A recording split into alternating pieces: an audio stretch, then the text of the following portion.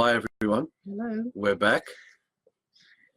This broadcast is called Why Do You Let Go of Holding the Dreams of Your Heart and Default to the Imaginary Dreams of the Fantorgasmic Egregore? The Fantorgasmic Egregore being the cinema with a screen, with us inside it, sitting in the seat in a room of darkness, illuminating who we think we are, who we've been defined to believe who we are, on the screen, and playing out the roles for a whole lifetime inside our heads. And because the directives coming from there, on the outside, we are led to carry it out as the robot or the slave under the control of the definitions. And this is how we become so self-obsessed, because how the majority of people are living their lives is with themselves as the foreground of their lives, with themselves as the focus, the entire focus. So what they're actually doing, instead of looking around at what's going around them and tuning into that, they're looking at them in relation to what's happening, how what's happening affects them, how it makes them feel, how it makes them think, how it makes things bad or good for them. And that's the self-obsession, that all they're doing is focusing on what it does for them. And that leaves them blind. This is what Arthur's always talking about. No one's on their radar, is because while everyone's self-obsessed with who they are or who they think they are and what's happening to that persona, they can't even begin to sense other men and women around them. Which is why we have so many misunderstandings in the system between each other, using the language that somebody says something innocently, but to someone else that's an affront, it's an offense, it's this, that, and the other. It's because of this lack of being able to tune into the intention of the other one, and because of this self-obsession we have with us that makes us at the forefront of every single thing, every scene we act out in the system. We're there at the beginning, we're there right there in the front. Carry on. Nah, I've done now, I'm going. Are you? Okay, you're off to the beach? Yeah. Okay. There are 3 other broadcasts that will tie into this one. The first one was called What Are You Holding, the Dream of Your Life, back in the 26th of March, 2018.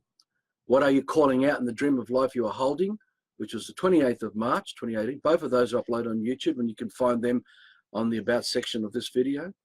And when we put it up in YouTube, it'll be in the About section of the YouTube broadcast. And then the one I did a couple of days ago, Can You Sense What You're Currently Holding as the Dream of Your Life, 14th of May. Now, this broadcast, today's, we want to go more into that. Yes, yeah. And so if you've not seen any of our work in relation to these topics, you need to really watch these videos. And as you know, with Facebook, this video will be online as long as Facebook keeps them up. For those of you who are still wanting to investigate and research the depths of this deception, and it is a deception that we've all done, and this is what we've got to work out, if we want to break away. Now, in a nutshell, a definition is a picture or an image that has been placed into our lives by others, explaining to us what we are sensing of reality around us.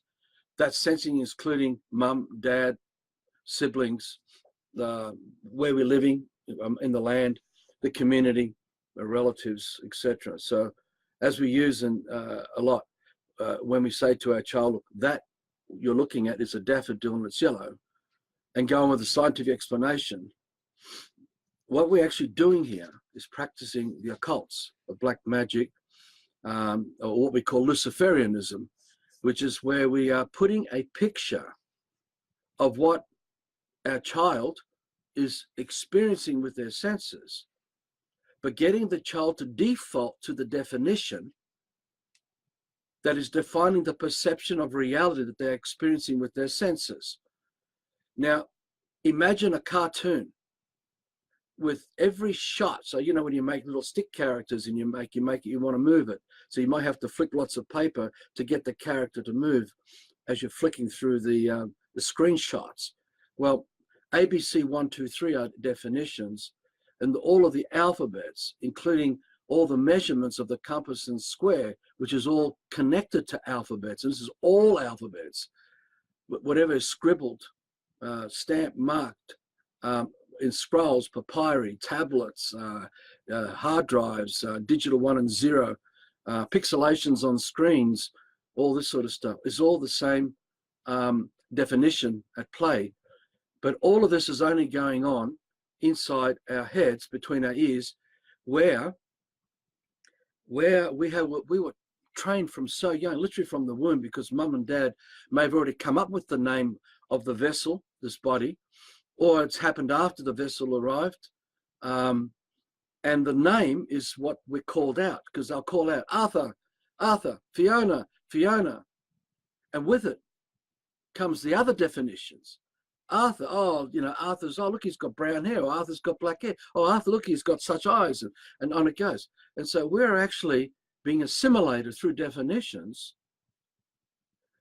which is placing us inside the cinema of our own imagining, where we're sitting in the seat, illuminating through the projection of these definitions onto the screen of this fake persona that we're trained to believe is who we are.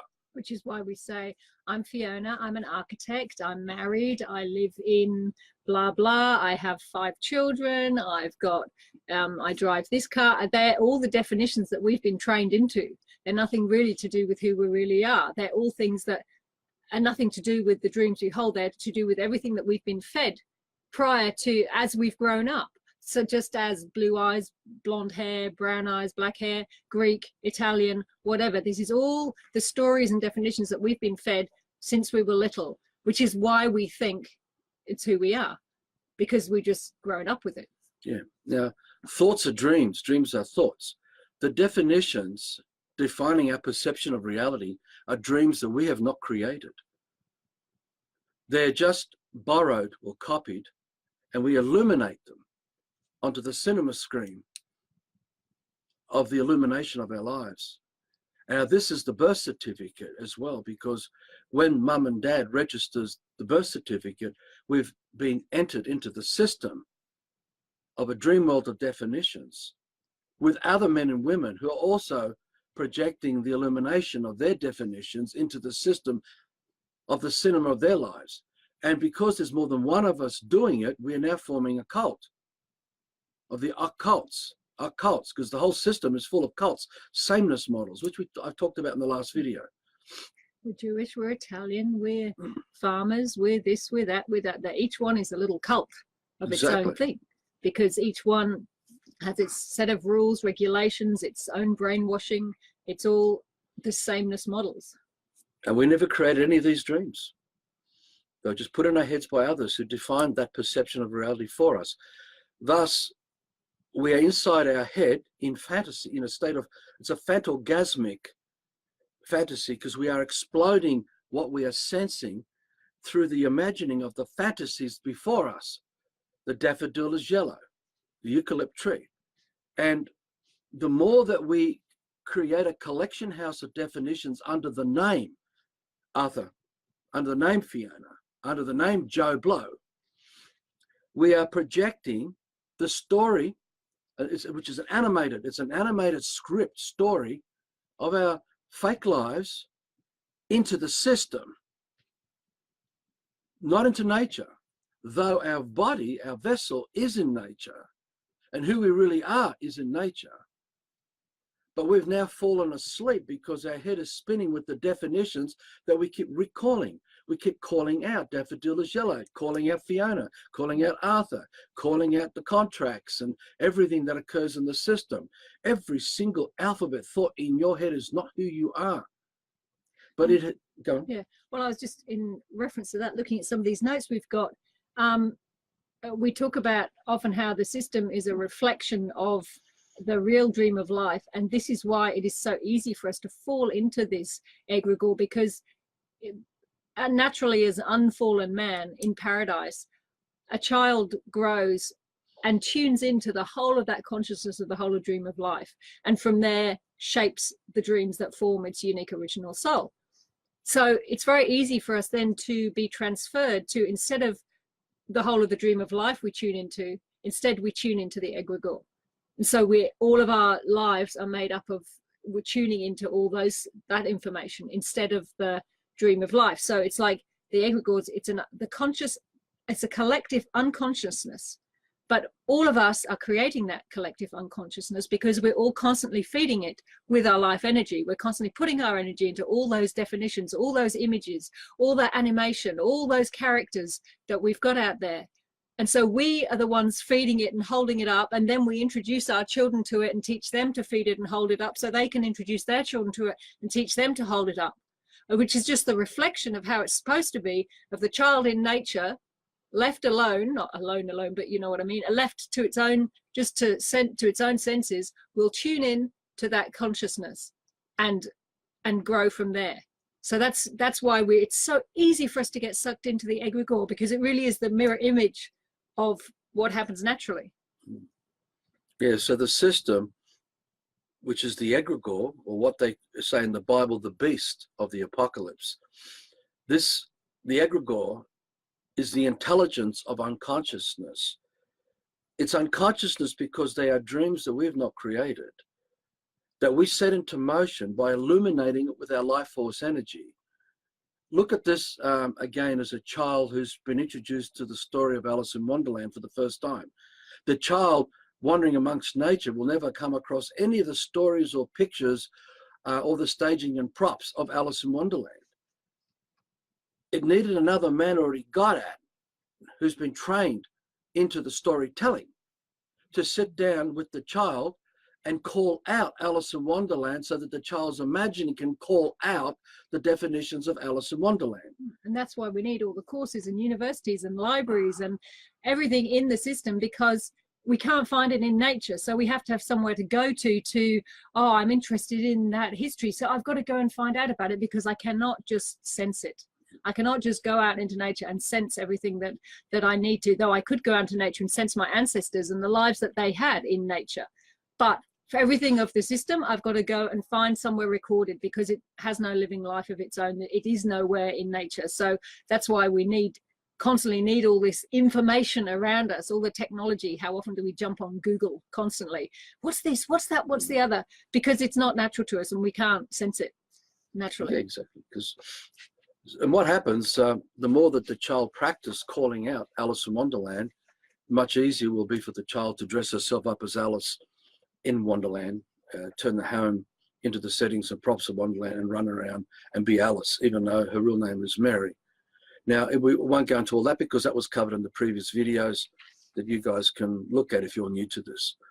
The point of the intelligence is the fact that the whole of the system is unconsciousness, because we are not conscious of the harm that we are causing to reality, all the while we are performing under the scripts of definitions that define the perception of reality, that led to us housing a dead thing now called a car, and petrol, and aeroplanes, and trains, and how we live in what we're doing right now with internet technology and all these things, and how we've become deeply compromised about them as some of us are waking up and starting to perceive through this layers of deception that was inculcated into us by occultists, because it all streams out of the occults, the high levels of Freemasonry. And I must stress that with Freemasonry, it doesn't matter whether you're the Knights of Malta, the Knights Templars, whether you're Bilderbergers or whatever, it doesn't matter. It's all under the umbrella of the occults, because it all practices this ritual of defining a perception of reality to others, so they will fall inside the cinema of their imagining, which only goes on between our ears, to illuminate the definitions, which is the child now wearing the costume of Superman and running around in the world of Superman, playing the character role of Superman, which is that script inside the cinema we are projecting on the screen. Right? Now, this is demonic possession. ABC 123 is the practice of demonic possession, because it bears the intention of others to control you through illumination, which is Luciferianism, the art of Luciferianism. And it's so cunning in its guile, because everyone has a good heart. Everyone comes to life as a good heart, life as a man with a good heart. But then the corruption that begins, that gets us caught up with the illumination only happening inside our heads, its effects will happen differently to each of us because we're all different. So it is psychosis, and it is deeply psychotic, because we'll run around and say, I love Earth, while we're driving a car. And we are the apocalypse of devastation to the reality of what we love. The very thing we love, we will destroy. Which brings you back to the title. Why do you let go of holding the dreams of your heart and default to the imaginary dreams of the Fantorgasmic Egregore? And that is because of our attachment to the scripts that are constantly running that we cannot separate from. We're just so pulled with them. We're so emotionally entangled with everything of the system that we just cannot get out of it. And so that is why we let those dreams go. As we say many times, you know, how many people out there are dreaming of freedom, dreaming of truth, dreaming of abundance, happiness, and yet no one's really actually making it happening, making it happen, because they cannot let go of this attachment to the egregore. And to everything that keeps them going, oh, but I can't do that because, I can't do that because. I mean, if you look at all the people on the Kingdom Group, I'm sure between us, if we wanted, or between people in each country, if people really wanted to, they could pool all their resources and they could easily go buy a piece of land together and start something up, something happening in each country where there are a few people there. But it's still not happening. And why is that? It's because of this doubt that's all tied to the dreams of the egregore that say that can't happen, people will let you down, it won't work, they'll come and tuck you off the land, they'll come and kill you all, like in, what's the place, the American place, you know, the cult, so-called cult. I've lost Doesn't me. matter. There's The so place many. where they went and bulldozed everyone. Jonestown Massacre. No, the other one, but anyway. Waco. Yeah, Waco. You know, and Little all those Pebble. things stop everyone actually living those lives, because those are all the attachments to the egregore that are going on that are stopping them actually living those dreams, even if they have those dreams of community. We know someone who said, oh, I've had dreams of community since I was 17. She's about my age. Nothing's happening, you know, and the same goes all over the place. But it is because we can't let go of these attachments, these emotional attachments we have to the scripts, to the fake personas, to the families that we've grown up in, because they've all got good hearts, which is why we love them.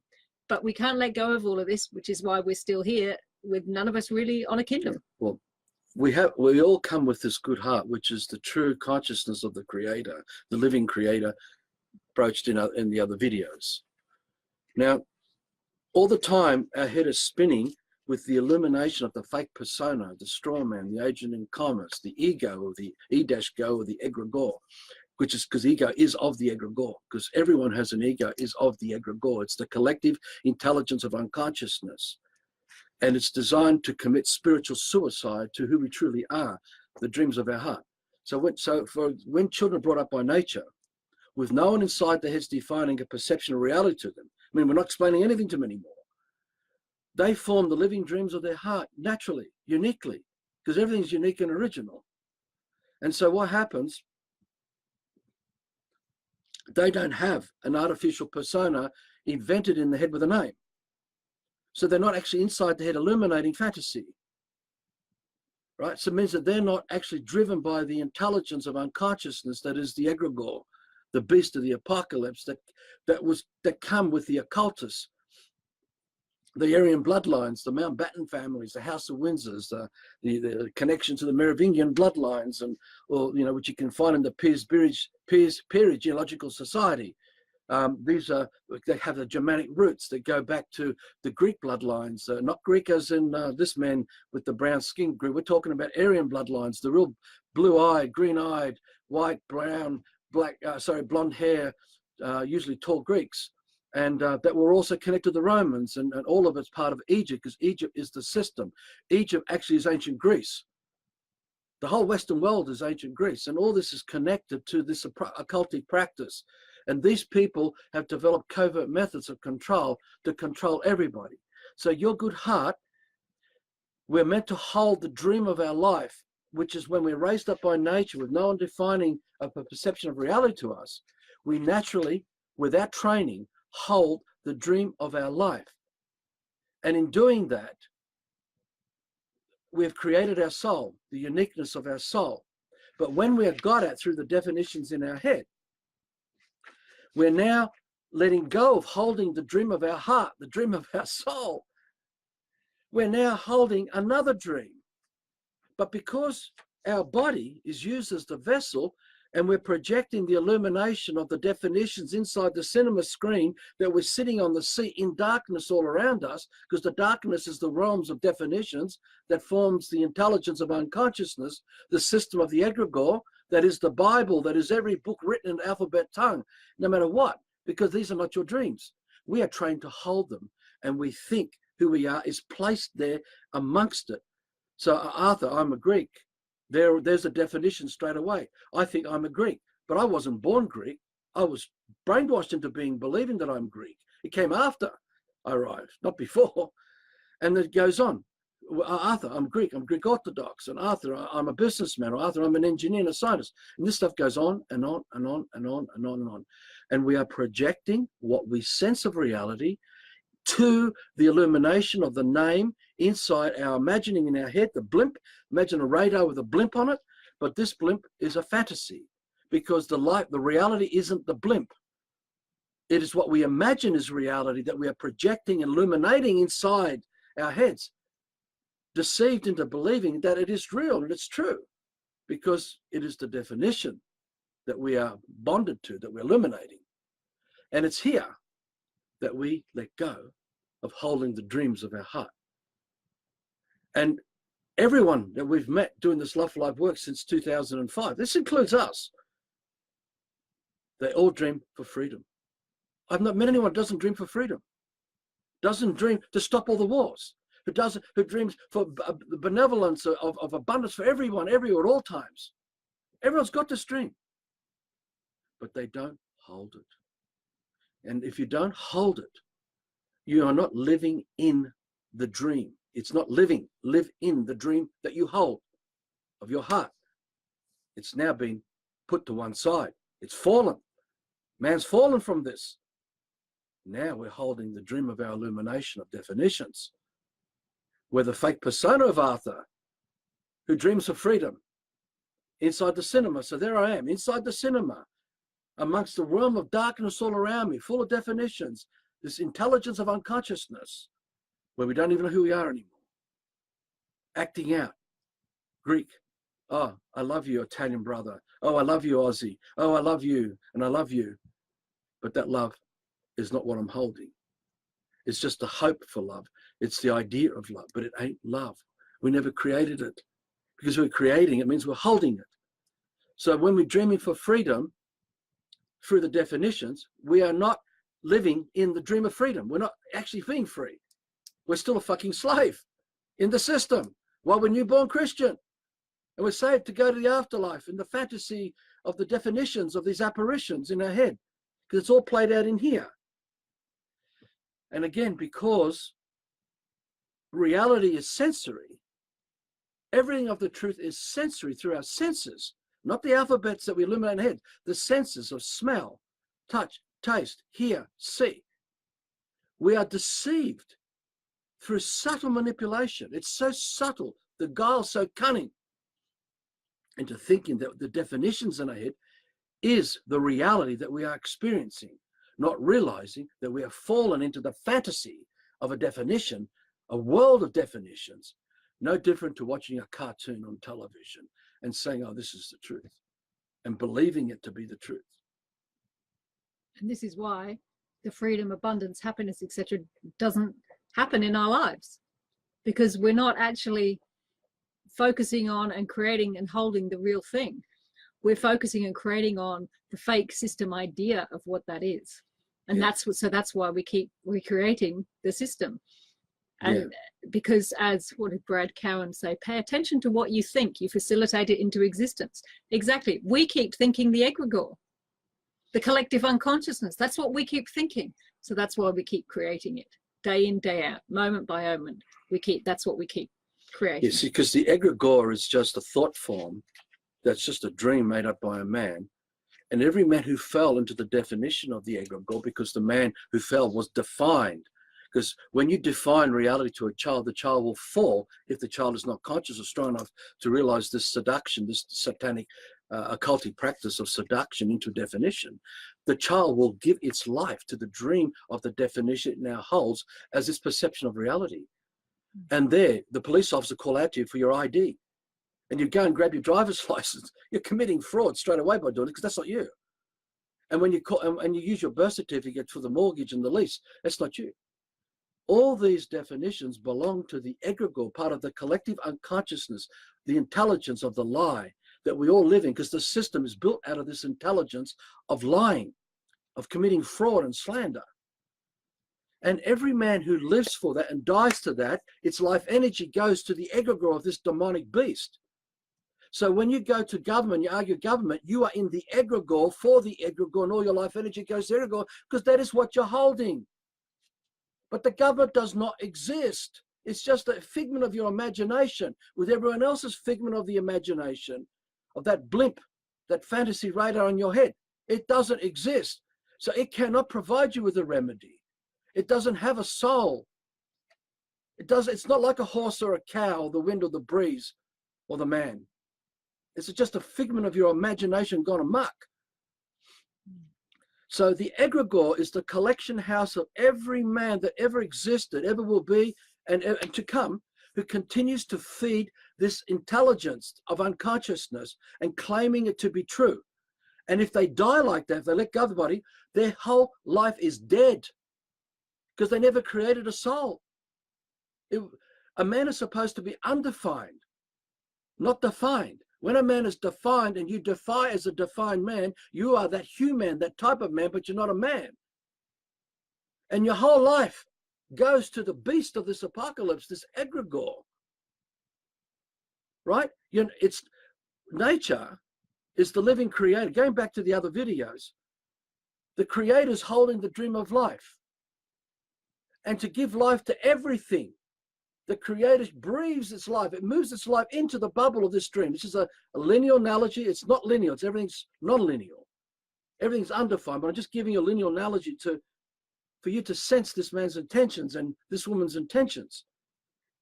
The creator has set its life, has set the dream of its life into motion. It's living in the dream now. It's now the cow. The creator is now the cow, because the creator held the dream of the cow. It's now the wind and the breeze and the sunlight. It's now every insect. It's everything and everything. Every molecule, the bacteria. The essence of the dream of life is now the life of the creator, living the dream that it holds. But the creator, in coming into the dream of life that it holds, came as man. And there's man amongst paradise, living the dream that God held for man. But man is God and God is man. There's never been a separation, ever. The only separation is in the fantasy of these definitions. So if you can comprehend that, the creator is holding the heart of its dream, living it, being it. And the creator, in a non-linear sense, because there's never a beginning to this. Earth never started. Man never started. There was never a beginning. These are definitions too. The creator created another man. And there's man in paradise, taking access to everything that the original man created. But there's no Medicare there. There's no books, no libraries. There's no governments, no police, no armies. There's no petroleum companies. There's no shopping centers. There's no motor cars, highways, byways. None of this exists, because all that's dead. It's only coming out of the definitions of that fake blimp in your imagining inside the cinema screen that you're illuminating, that you now hold as the dream of your life under the name of your fiction persona, Arthur, the egregore, because it came out of the egregore.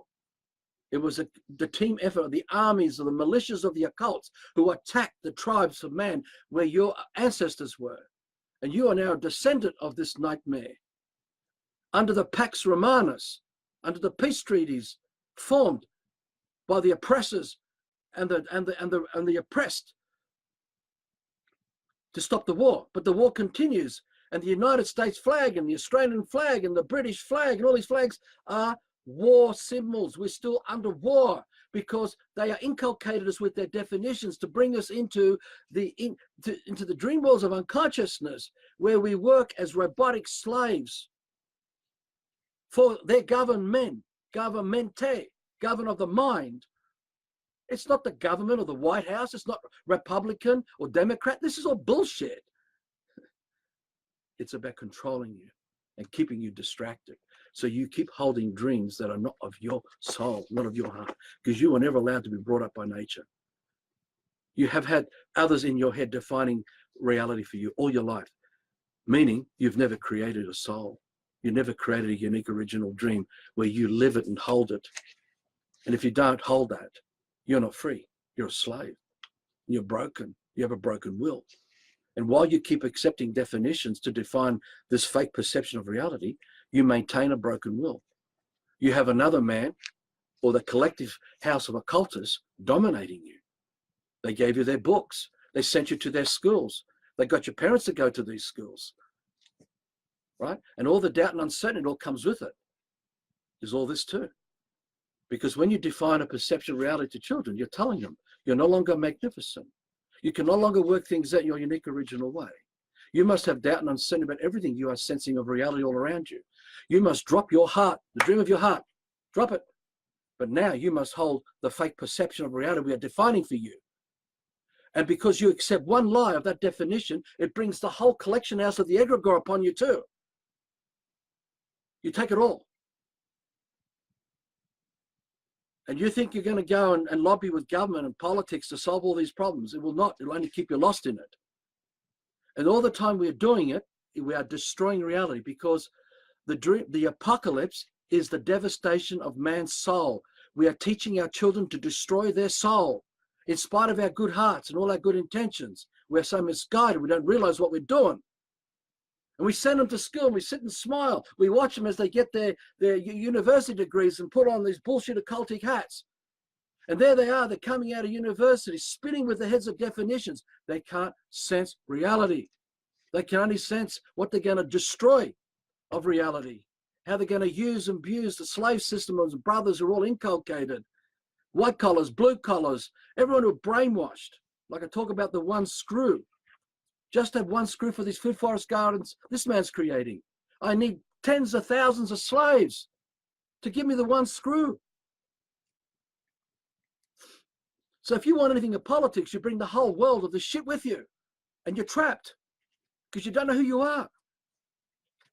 And the only way to stop this is to drop it all, walk away, all of it, and recreate kingdoms without the G, which you guys can get into and learn about through the links we provide in our work. So the purpose of this broadcast today is to show you how we've been given the dreams of duality, where on one hand, our good heart is there. We want to do the right thing because everyone's got a good heart. It was there when we arrived in the womb. But our mother, on the other hand, was already inculcated by being defined into what a woman is and how a woman should be, a womb man, and how she should look and dress, and how she should walk and talk, and how she should behave. And everything is scripted for the womb man, the woman. So she's instantly inculcating what arrives into her womb. And she thinks that through the perception of this cinema screen, she's dumping it all innocently onto this innocent child in the womb. And by the time the child arrives as the physical form outside what we call birth, that child's already gone. And we are those children, the boys and the girls. And we don't even know who we are even at that point because we've been so got at. We have not been allowed to experience the sacredness of uniqueness and originality of the living soul. The very creator came to the dream of life and set into motion man. That link's been broken. Our free will's been compromised. And the gradualism through the generations of this falling state is the apocalypse where we're seeing annihilation everywhere. And we're going to see the final fatal blow. And we've created it, all of us together. And there's no one to blame. So the egregore, and I want to go into this, I touched on this in the previous video, but I want to go into it further now. It comes out of ritual sacrifice. Always ritual sacrifice. Because you have the kidnappers who are the occultists, the high levels of this occult. Don't worry about whether they're Jew or Greek or Italian, because all of the occultists hide behind race, culture, creed, title, standings, etc. Many sell out their families, their parents, right? Their neighbors. Many sell out to this agenda, and they keep secret the big picture of this. The ritual sacrifice is to take the innocents and take them to death. They put a noose around their neck to choke them to death. They put an implement like a straw into their heart. Others involved will tie them down, hold them down, while others will sing the song of their intention upon them. And they take them to death. And just before they go, they release the noose to bring them back to consciousness. And then they start it again. Take them back to death. Then they release it, bring them back again. And they do this till they get a broken will. And inside this ritual horror, which is why they do it to animals and why they do it to multi-millions they've been doing, and they're still doing it today everywhere, because they're breathing it out in the water of our breath. Because our breath holds the intentions, the dreams of what we live for, because that's the dreams we hold. What we breathe out is the dreams that we hold. And it impacts all the water of man's consciousness, because it is God. It is God's breath we're working with here. We've never left God's power. And this ritual, this satanic practice, has the duality. One, you have the oppressors, the murderers, with their intention, their coldness, their arrogance, their indifference, and anything else that forms that icy nature where they ignore the reality before them to enforce their will upon those they're dominating. So all those character traits of emotion, destructive emotions, is there.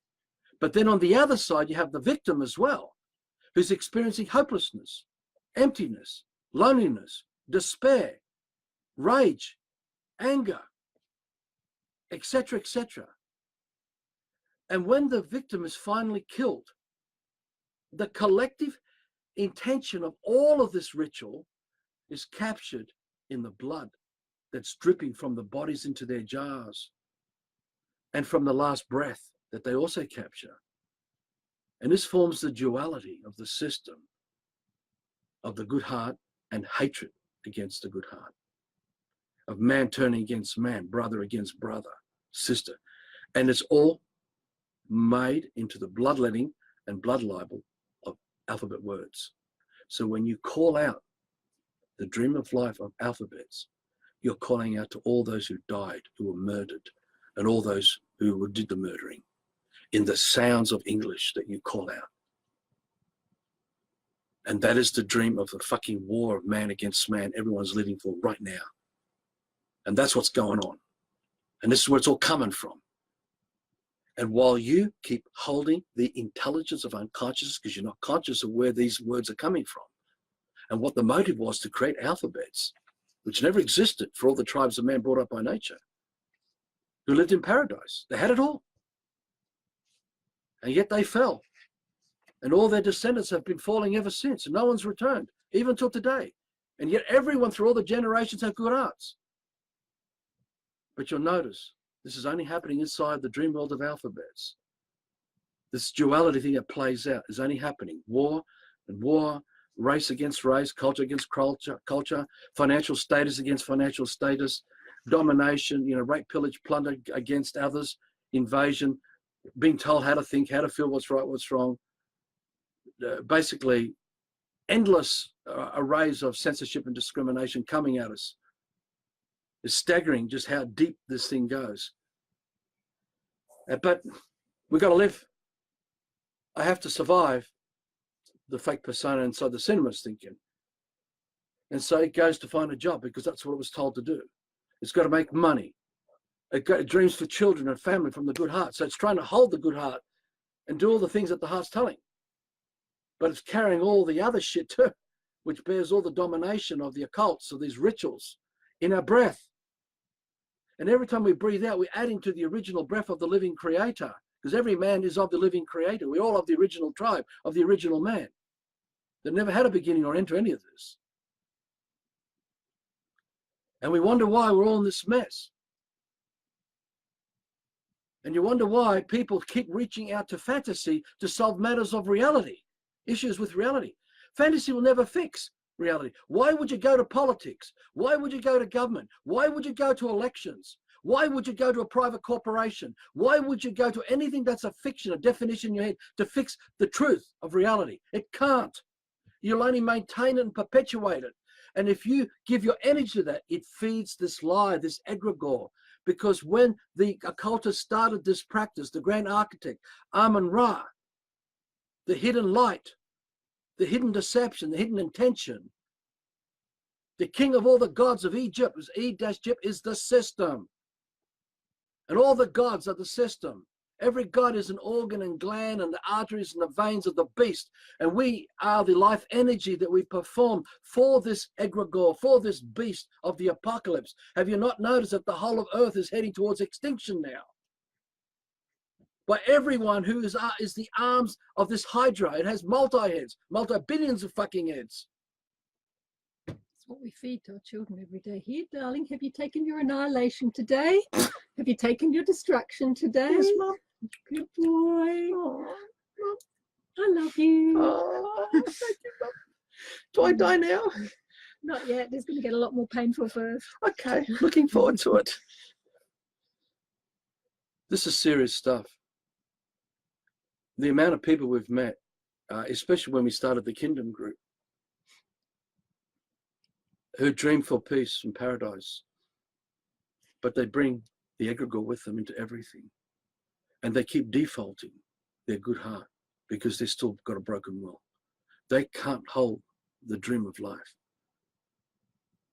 and not let it capitulate.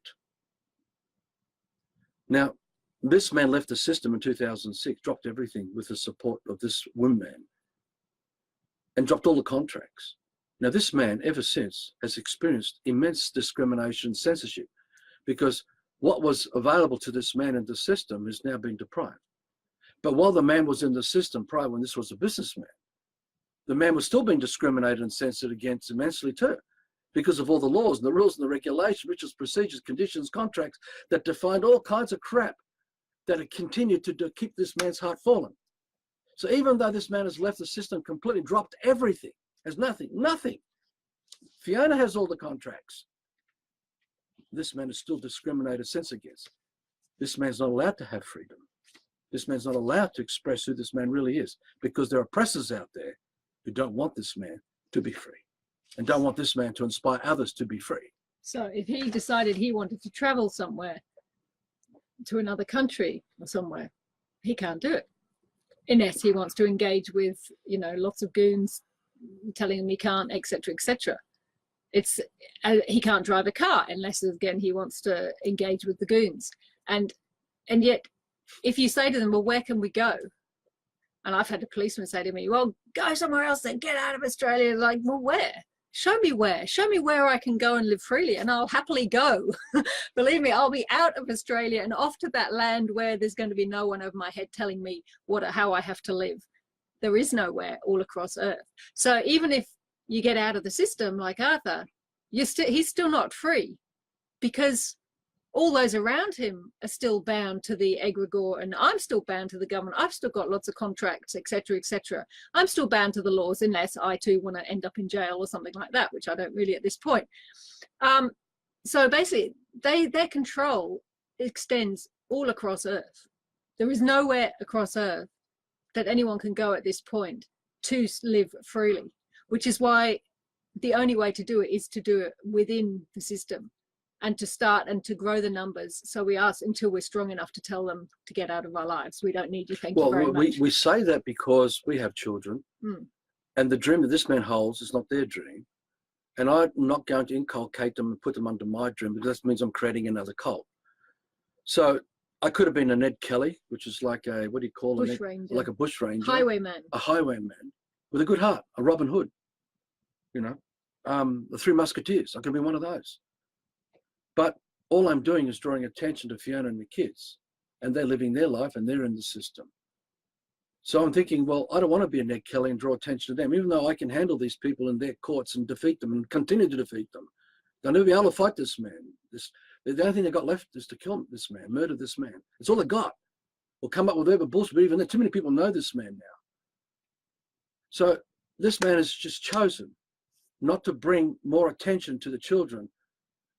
And now the oldest one's 20, the youngest one's 11. So they're getting to that point now where they can stand on their own feet and do things. And this man's going to push more and more out now to show this how brutal this censorship and discrimination is. Either way, these people celebrate New Year's Day with fireworks over the Sydney Harbour Bridge, and we have this massive celebration of the Olympic Games, and the world comes together in some kind of celebration through all these lies. But everyone, everywhere, is still being discriminated and censored again in a vast variety of ways, because the illumination, that blimp, that fantasy blimp in the radar that they're imagining is who they are, is the egregore of every liar housed in there. And all the emotion, all the feelings of, oh my God, if we associate with Arthur, he's like a leper. They might come looking at us. They might invade and break our front door down, take us out of our home, take our kids away and put our kids into foster homes. They may just destroy our bank accounts and take it all away from us. You know, we could be persecuted in the media and be called pedophiles. Well, look, this shit goes down constantly. We've been exposed to this on the front line intensely in thousands of events by the year when we started Love for Life in 2005. This stuff goes on everywhere, all around you, all the time now. And everyone is in fear because the doubt and uncertainty of who they really are, the living dream they hold of their heart, collapsed long ago in the womb in most cases. And now they have a fake one where they're playing the game of their fake heart with their good intentions in a system of covert control. And you think this is as best as it's going to be for all of us. And this is civilization. You know, it's like socialized animals. it's like as we're all sitting around kind of waiting for kingdom to happen, Without waiting for freedom to happen, waiting for some catalyst to make it possible for us to start enacting it in our lives. The thing is, we keep shutting the door all the time because while we're waiting, we still go and do something we enjoy. We still go and celebrate Mother's Day. We still go and see those fireworks just because they're pretty and they're nice and people we know are going, and so we go and it's nice. But the thing is, all those things are the doors that are stopping the kingdom happen. So it's like we sit there and wait for kingdom, and let's be face it, most people are waiting for someone else to get things off the ground so then they can go and join it if it seems to be working okay. But while they're waiting, they're continually shutting those doors in it happening in their lives and in it happening in the lives of those people they're waiting for happen to make it happen for them. The way this man looks at it, it's I've posted 2 or 3 posts on the Facebook wall of examples of how this egregore works in people's lives. And what you usually find with a man like this, because this man's intention, this passion is so strong, that when the dream of life this man holds comes into another man's life, it's like to a heroin addict who needs the next fix being threatened of having that fix. And what comes? All the hatred of the egregore running through the veins of the man, which is the hatred of every man that created that hatred through them. But it's also the indifference, the separation, the way we pull apart from each other, and all the terrible things of backstabbing and creating slander that we place on another man. This is what comes up for most of man when this man encounters them, especially intimately and intense, to help them to see the egregore of that ego, because the ego is of the egregore. It's the collective house of intelligence, of unconsciousness there, right? And they're not conscious of what's controlling them, what's ruling them. They still have a broken will. Their will was broken long ago. And the dreams they hold, they live for, are not their dreams. They're someone else's dreams. These are robotic dreams using the tongue of the robot, which is English or any other alphabet language, right? because we are conditioned to be robots, with all the emotion from ritual sacrifice showing up to push away the light of a man's heart who holds the dream of life and doesn't want to compromise it. So anyone who comes from the dream of life, who's pure and sincere, is an immense threat to everyone who's possessed by the egregore. And hatred will come up. And this man has been hated by thousands and still hated by thousands for this. But I have no hatred. And I don't need you to love me for me to feel that love. I already got it. Same with Fiona. But this is how it plays out. The ostracization, the censorship, the discrimination, the backstabbing, the writing off, the character assassinations, all the slander and all this lying, all this shit that people make up. Go on the Arthur Cristian Facebook wall and look down, you'll see some examples of this. You'll see how it plays out. But we do it. This man does it and this woman does it, because if we don't do it, then they're not given the opportunity to wake up from this state of unconsciousness. Now, I noticed someone else mentioned before that contracts are good for us and there's nothing wrong with contracts. Let me tell you, that's a load of bullshit.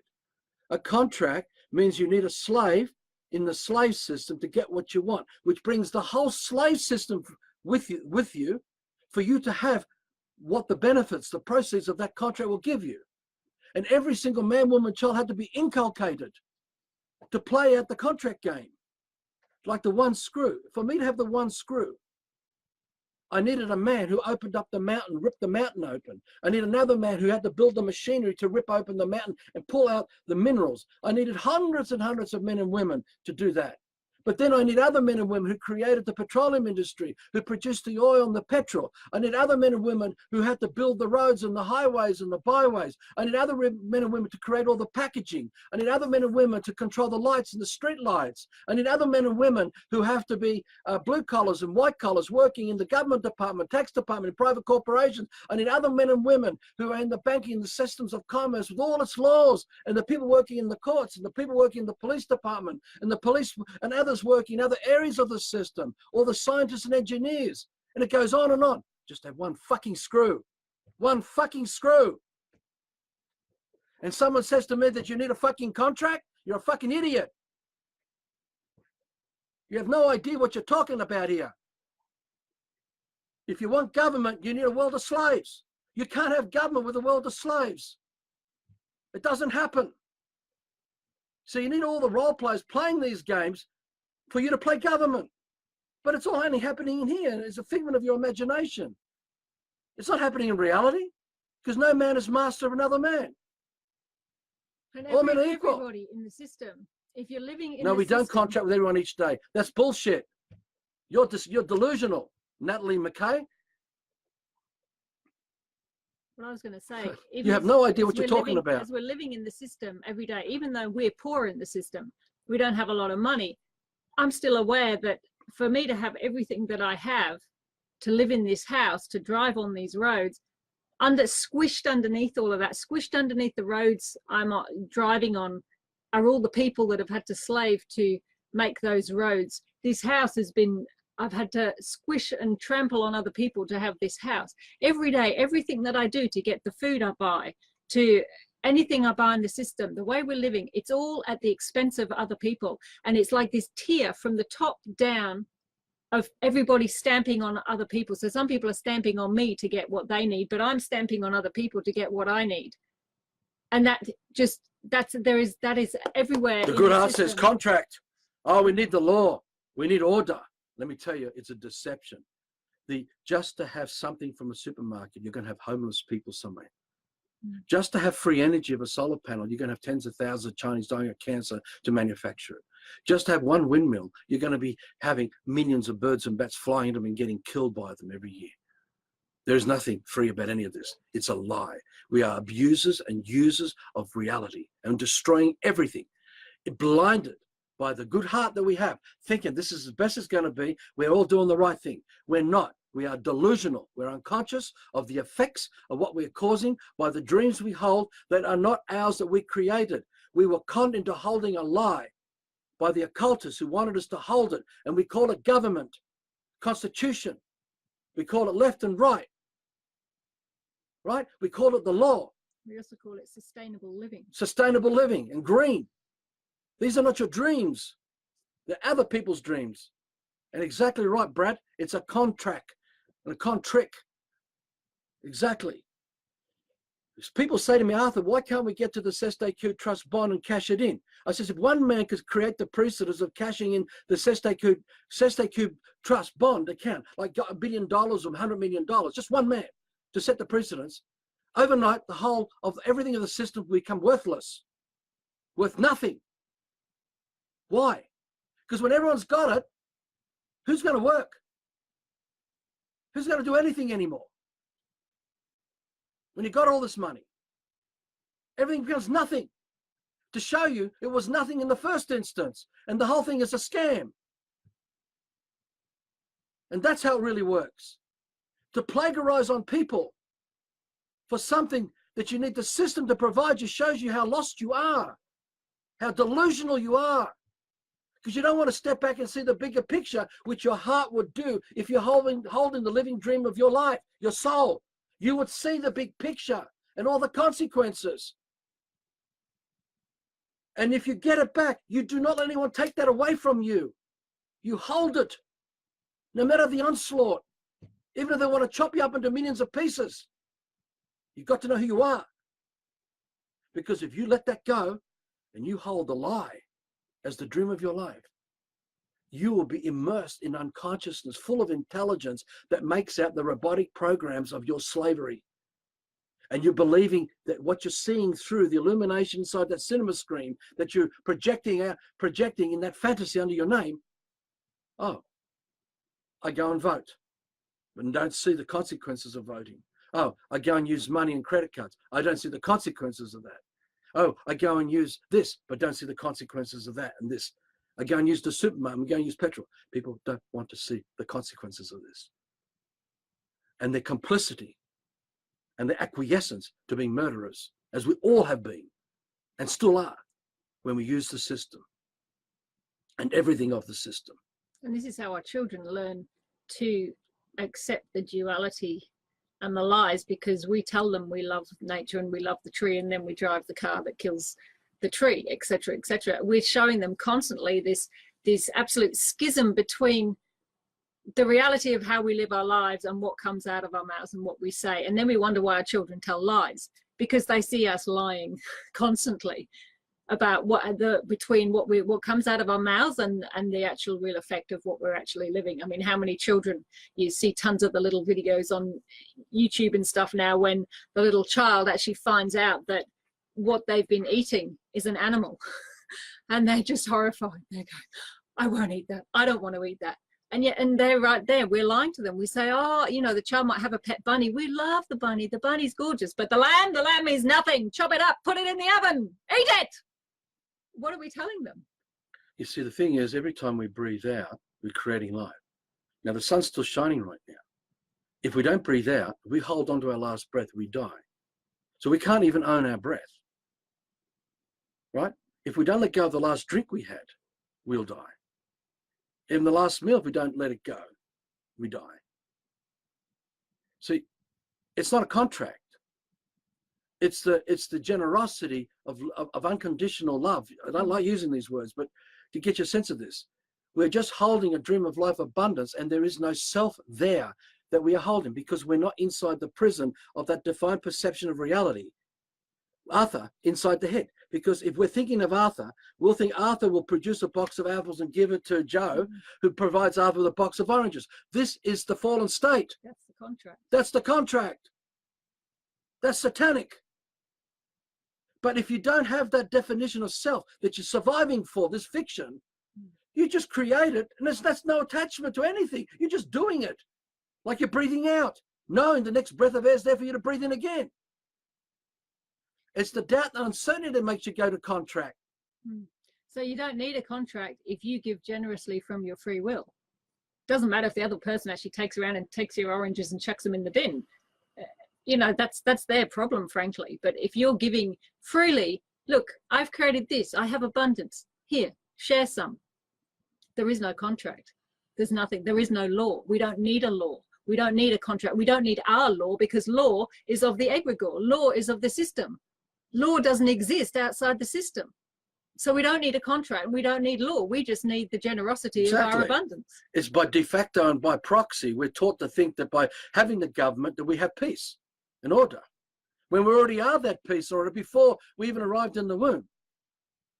It's the same kind of lie with the de facto and proxy of Jesus and God telling us, by having Jesus, you are loved and you have love. You already had that love.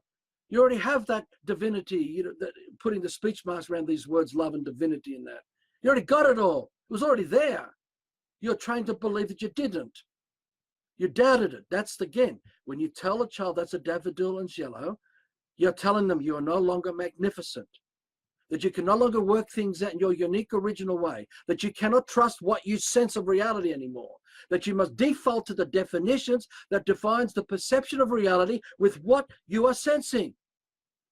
And that is the fake persona that you are now projecting on the screen in the cinema of your fantasy, which is only going inside your head. That's that blimp on the radar where you are imagining the daffodil is yellow. But that blimp on the radar inside your head doesn't even exist. You're just imagining it.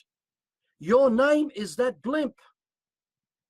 And your name comes with the intelligence of unconsciousness, a whole book of libraries of lies of the egregore that comes into the name, because the name can only survive in the world of books where the law is, where the government, where the politics are, because all of it are definitions defining this fake perception of reality.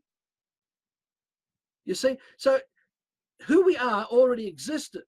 Our ancestors were in paradise. They had it all worked out magnificently until this deception began to deceive one of us into accepting a definition from another and then coming for another definition so that we would let go of the dream of life of our heart that we hold and let it fall, break our will under the persuasion of someone else's definition that we start to love and raise up as our God. And we worship the definition. But when you worship the definition, you bring the whole world of the egregore in with that ego that you formed of your fake persona. And there's your ritual sacrifice. Everyone that was sacrificed, even in war, even when the police come and hound people out of your homes, right? Even all the kind of horrors that happen, all that emotion comes into you. It's the collection of all of it. And you want to contract with this beast of the apocalypse being the death to your soul. When you let your soul fall and you can't hold the dream of your life anymore, you're gone. And if you don't get it back, it's all over. And in fact, we are sacrificing our real lives through our devotion to the egregore. So that sacrifice is just carried on. The sacrifice behind or everything comes. Exactly. We've accepted being the ritual of sacrifice upon others by accepting the egregore, the alphabets, the definitions of all its libraries, all its history recorded in all the libraries, with all of the occults. You're using it to be the tool of sacrifice upon reality of the living. Why? You're driving a car, aren't you? You're using petrol, aren't you? You're using knives. We're using technology. We're using everything. We're doing it too. And all this is destroying what existed that had a purpose, a natural purpose, undefined. Everything was undefined. It still is undefined.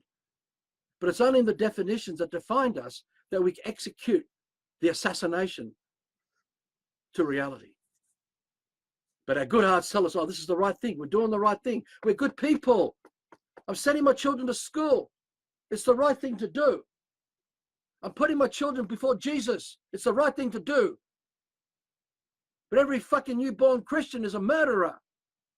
They're slaves in a slave system, and they want everyone as slaves so they can play out the game of newborn.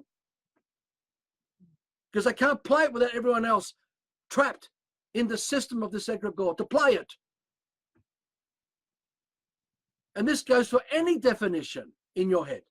Because who you are is not the definition in your head. That's another man occupying the space of your life, controlling your will by breaking your will, so they dominate you with what you dream. And you execute the robot of that instruction. and you go out and you do what you do because that's all you got. You don't know anything else because you never created it. You don't have a soul. You weren't allowed to have one. You're harvested, as your mother was harvested and your father was harvested. Even through the civil wars and all these other wars, it's all part of the scam.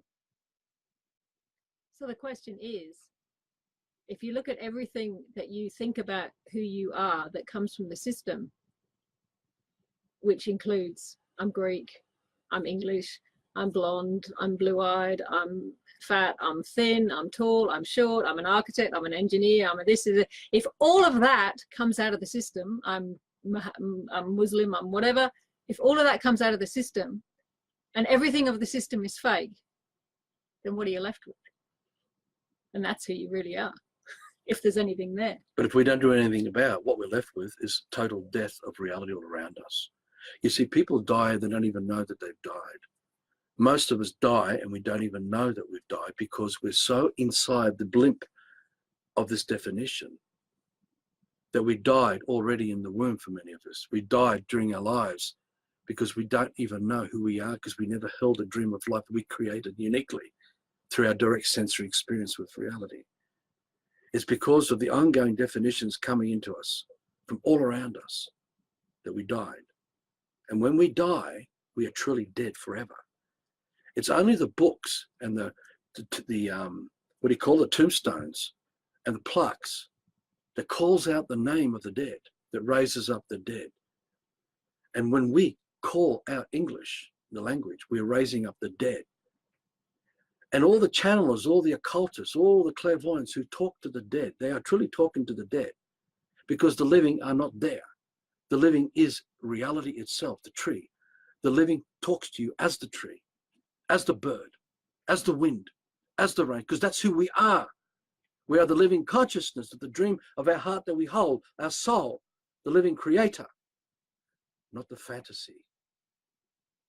So it is truly a separation of the ways of eternal life or eternal death before everyone now, because that was the end game plan that was planned in the fiction of time that was made up 1,000 years ago to produce a generation of generations of this end time to carry out earthwide annihilation of complete spiritual suicide.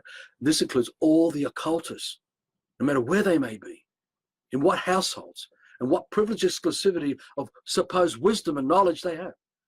They are all painted with the same brush of annihilation as everyone that they've affected too. There are no winners in this. None.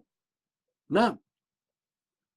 It's walking away now and recreating kingdoms to raise up children undefined and to repair all the damage done to each of us undefined until we're all back into those spaces where we're not under another man anymore for anything, where we have access to the water, access to the land, undefined, never answerable to a law, never answered to a government or a politician. And this is where all our tribes of all our ancestors were. We're just looking through the windows of definitions described by historians who are fucking occultists and Freemasons who twisted and tweaked everything. Made up all these lies about cannibals, even though somewhere along the way, those who were lost amongst us became cannibals. That happened, no doubt about it. But so much of everything that keeps us trapped, perpetuating the self-obsession of the identity that we believe we must live for and survive at the cost of everything around us, with its humiliation and segregation and immense discrimination and censorship and all the horrors that come out of this stuff.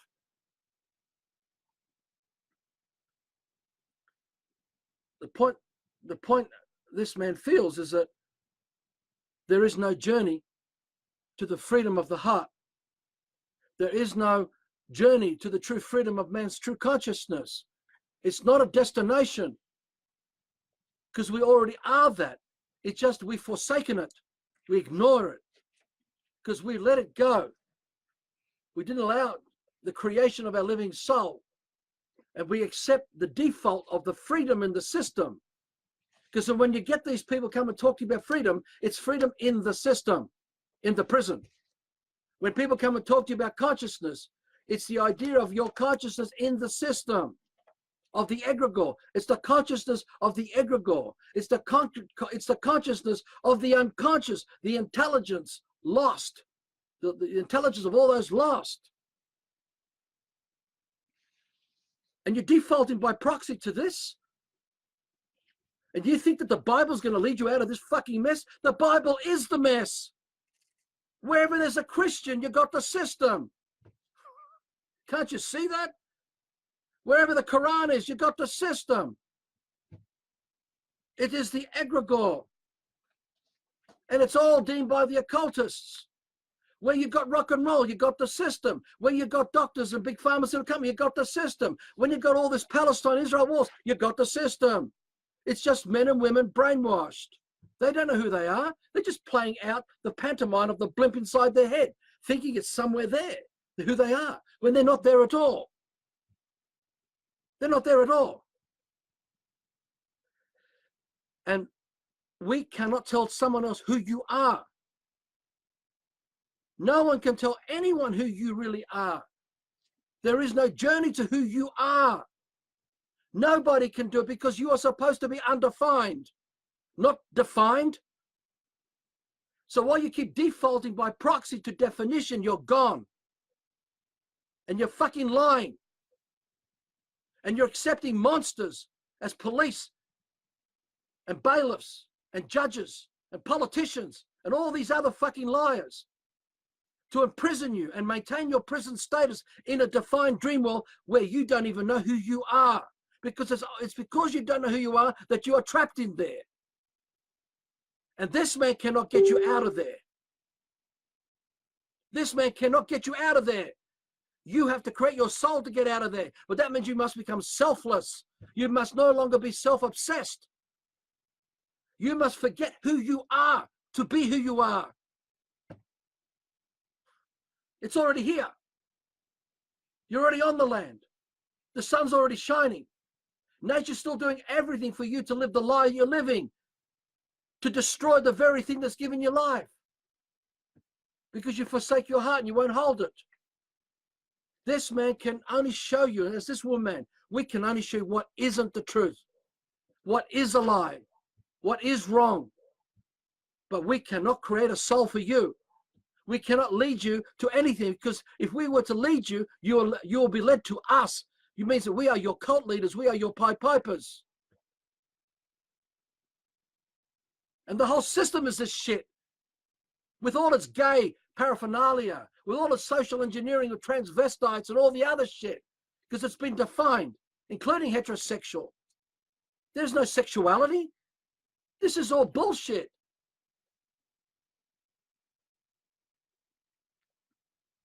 Who you are is the living song of your heart. That is the living song of our ancestors who knew who they were. And they held the dream of life as sacred. And they never dreamt to desecrate everything or anything. So when they created children, it was sacred not to define them. Because to define them meant they become lost. And then they have to suck on the nipples of them. Must suck on them to help us survive the lie. And we call this libraries, preschool teachers, educators. We call them professors and scientists and doctors and theologians and priests.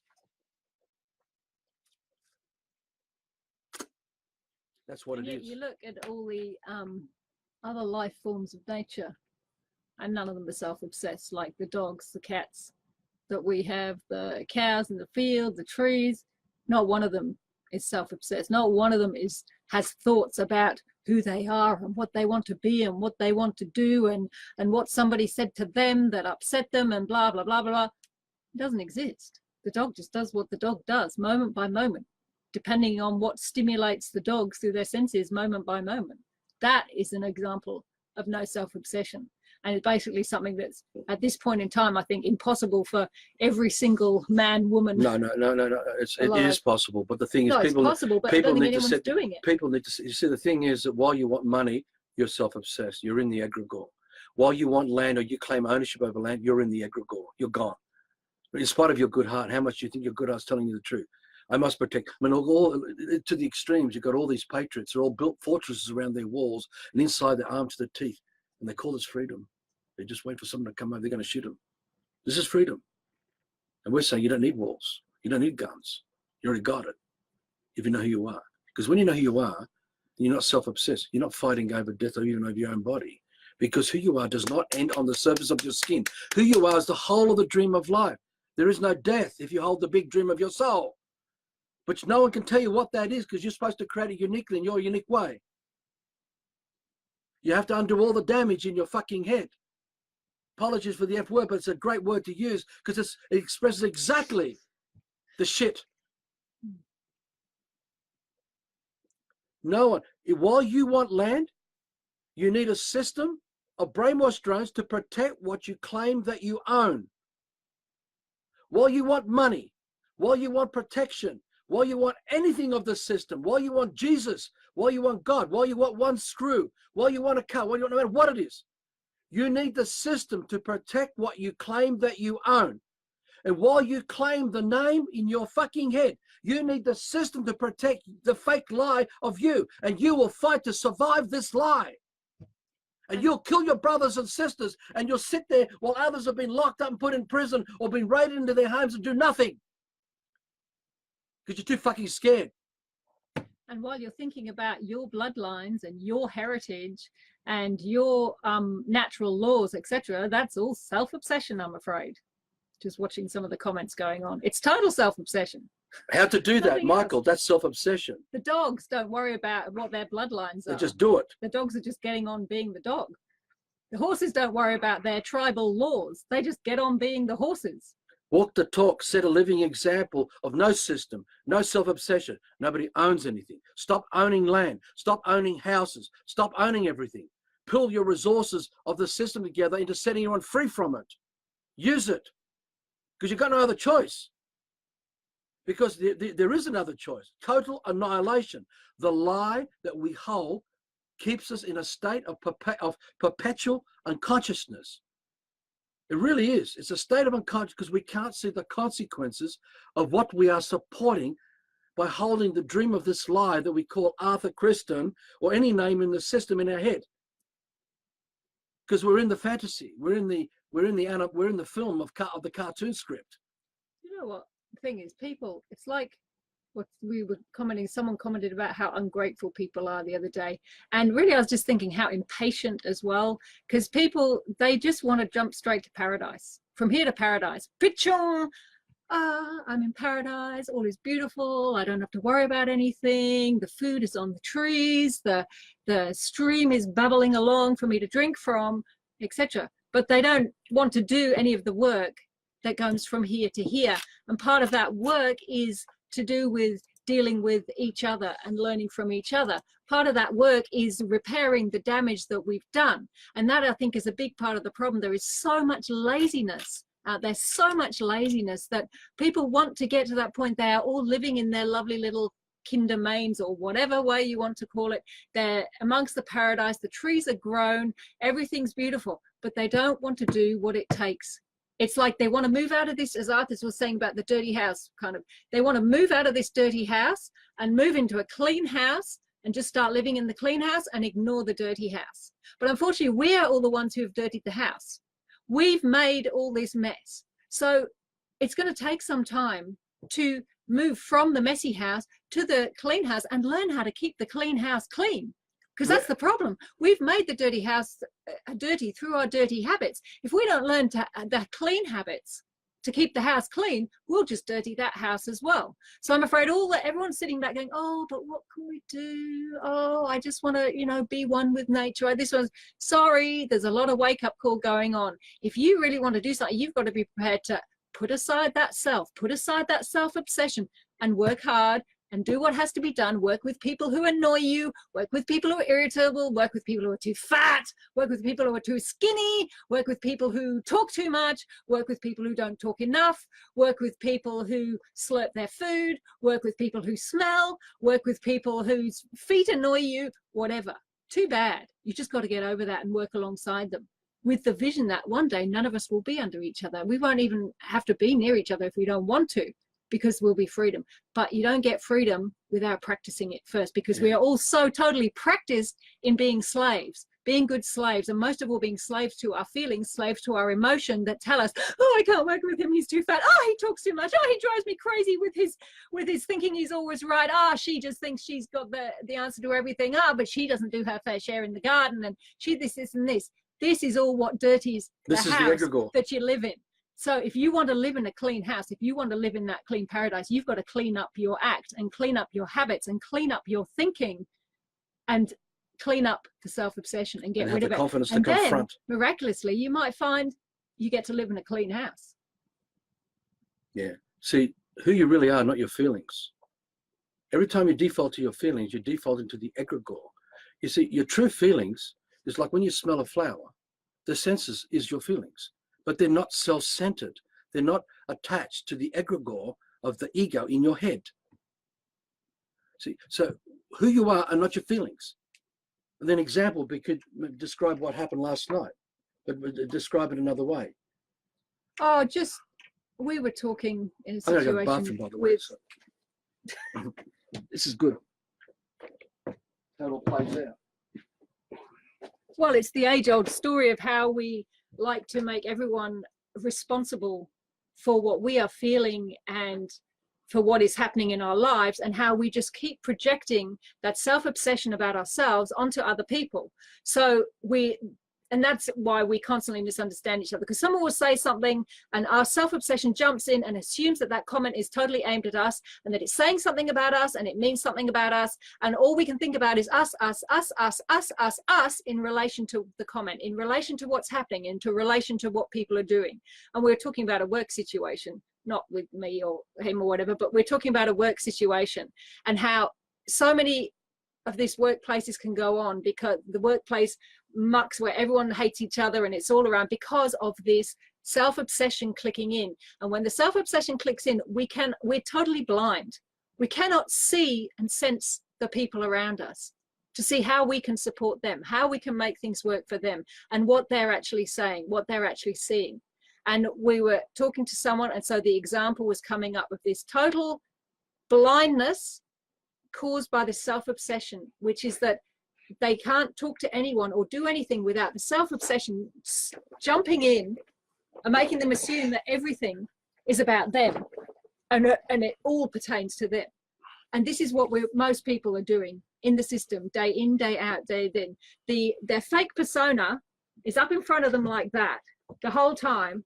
And it falls this brick wall between them and everyone else they're talking to.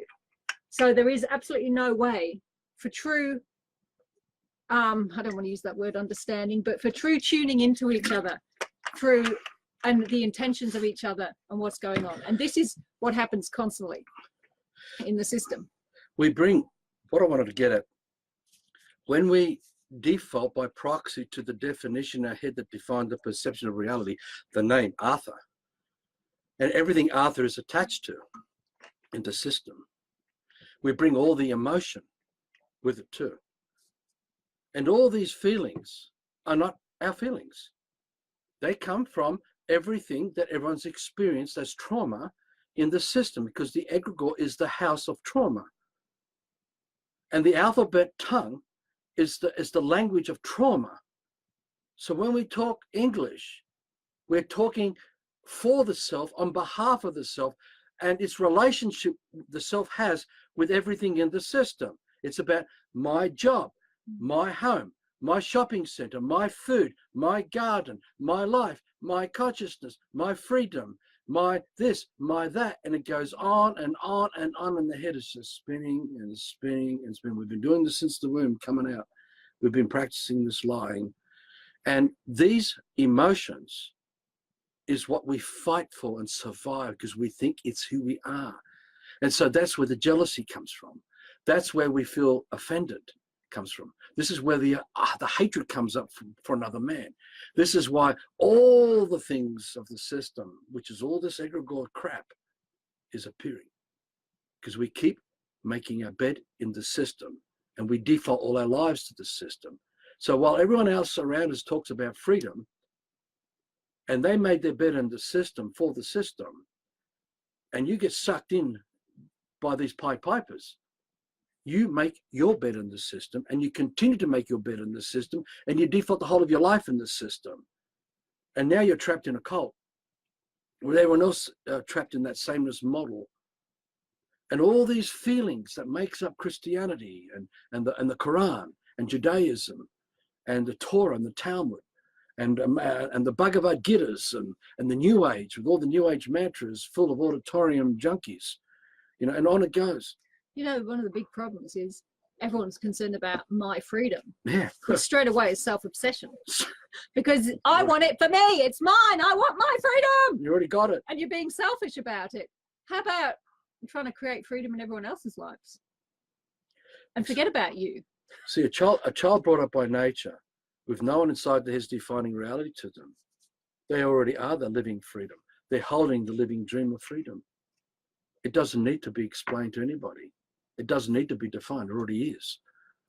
But when we default by proxy to someone who defined freedom to the child, we will have that freedom as that blimp, that fantasy blimp on the radar, and we'll survive the idea of that freedom.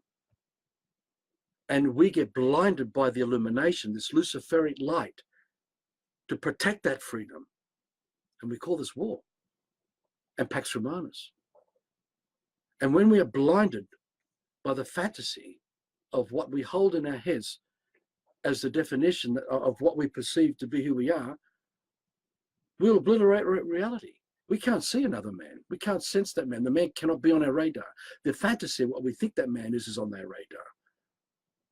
And so we can kill another man, write them off, hate them. Now, to create a kingdom, to get out of this mess, you can't bring your feelings into this. You've got to actually forget who you are, because all of that is part of this lie. Because who you are is already breathing. It already exists. It's already here.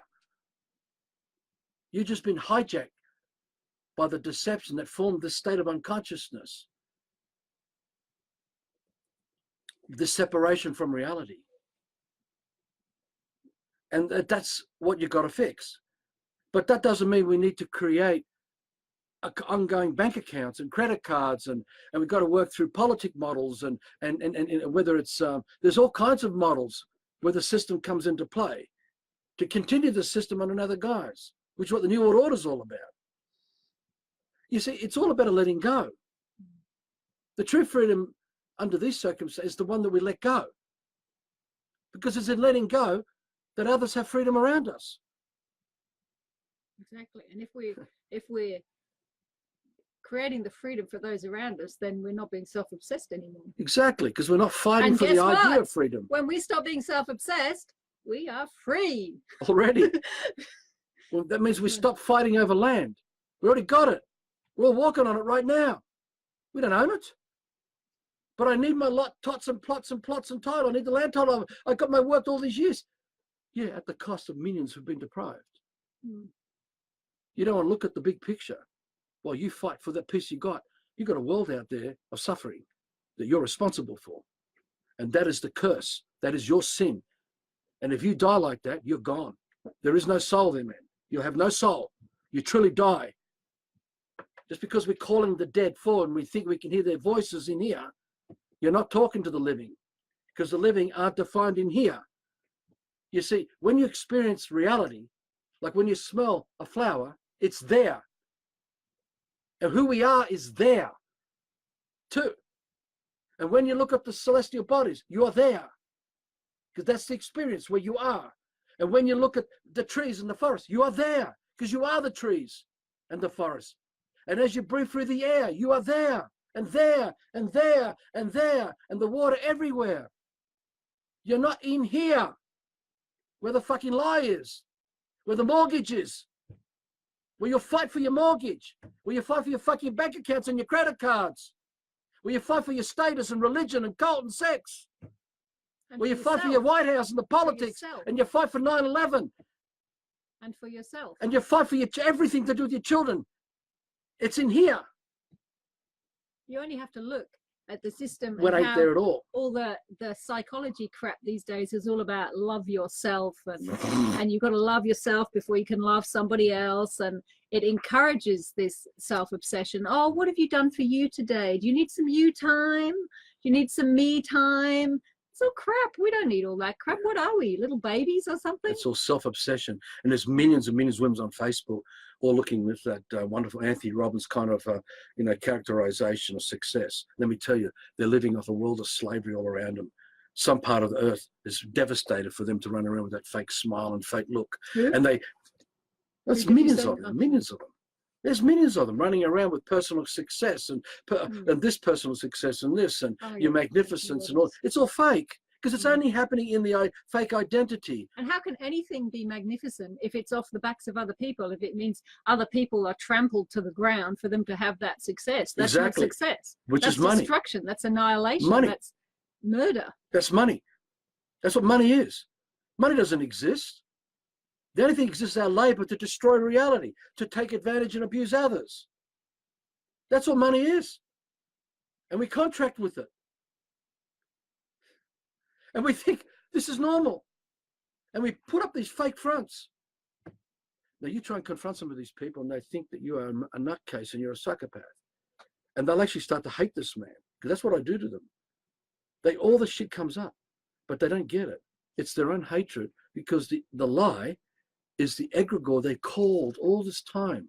They brought the egregore upon them because they are a representative of the egregore, the beast of the apocalypse. They are the beast of the apocalypse, and the Luciferianism of Lucifer makes them look good on the surface, just like a lolly with aspartame. It's wrapped really nicely. It has shiny marketing. It's like a politician kissing babies, or a banking commercial where the bankster is shaking hands with the customer, doesn't realize what's coming down the line. There's fake niceness. We're drowning in a fake niceness. And it's so artificial. It's so fake. It's beyond comprehension for most people just how deep this horror goes, this ugliness. People smiling with this personal success at the cost of annihilation, murder, and death and war all around them. And the only way to stop it is to let go of this and start creating abundance and be the living example, undefined. When you get 20, 30, 50, hundreds of us co-creating food forests of abundance and no one owns anything, everyone's got everything. And that's how we break it down. How we break it down. But you've got to sacrifice everything. You've got to give up everything that you believe you own, which is your house, your mortgage, your money, your bank accounts, your credit cards, your race, your culture, your teacher, your belief systems, and everything else that comes with it. Your lifestyles, your football, your fashion, your beers, all the shit that comes out of the egregore, this monster. Are you prepared to give it up? Because if you don't, that's all you got. And do you really think you're going to suffer without it? I mean, that's the thing. Are you really going to suffer without all that stuff? When we own something, we're recalling a definition that's been housed inside the perception of reality under the name, like in this case, Arthur. It's still a fantasy. We're just recalling mortgage, recalling land, recalling freedom, because it was defined to us. Recalling everything. And because we're in a vessel, in a body, we think, oh my God, if I let go of that, this suffers. If I let something happen to this fantasy, this body dies. I have to fight for it. Don't you dare come. And this is the Patriots. They all barricade themselves inside. Oh, come over. I've got my freedom. I've got my freedom. I'm a free man. I'm a free man. I'm a sovereign. I know my rights. Yes, I know my rights. Freedom. Yay. This is real, guys. The egregore is ritual sacrifice. Everyone who has been murdered, all this suffering is captured in the language of this fake tongue we call English, or any alphabet. And as we call out, like we call out our dog, Rover, come home, we're calling out to the egregore of all the murdered, come forward to us, come forward to us. And what's coming forward is all the emotion that they experienced in their ritual sacrifice, and all the perpetrators. We experience the arrogance, the ignorance, the indifference, the righteousness, the coldness, the callousness from the perpetrators. But then we also experience the hopelessness, the weakness, the despair, the emptiness, the lack of direction. And it goes on. And you've got them come together. It's like this duality clash. All born out by ritual sacrifice, and everyone breathing this horror and putting it into the pictures of words we call English, ABC 1, 2, 3. And all of it is housed in the fantasy under the name that was defined to us. So the whole of the egregores access, the demon, the devil, is under your name, through your name. It's the only way it can get at you, and it's the only way you will allow it to run through the blood of your body, through all your veins, to dominate you, because you gave up who you are.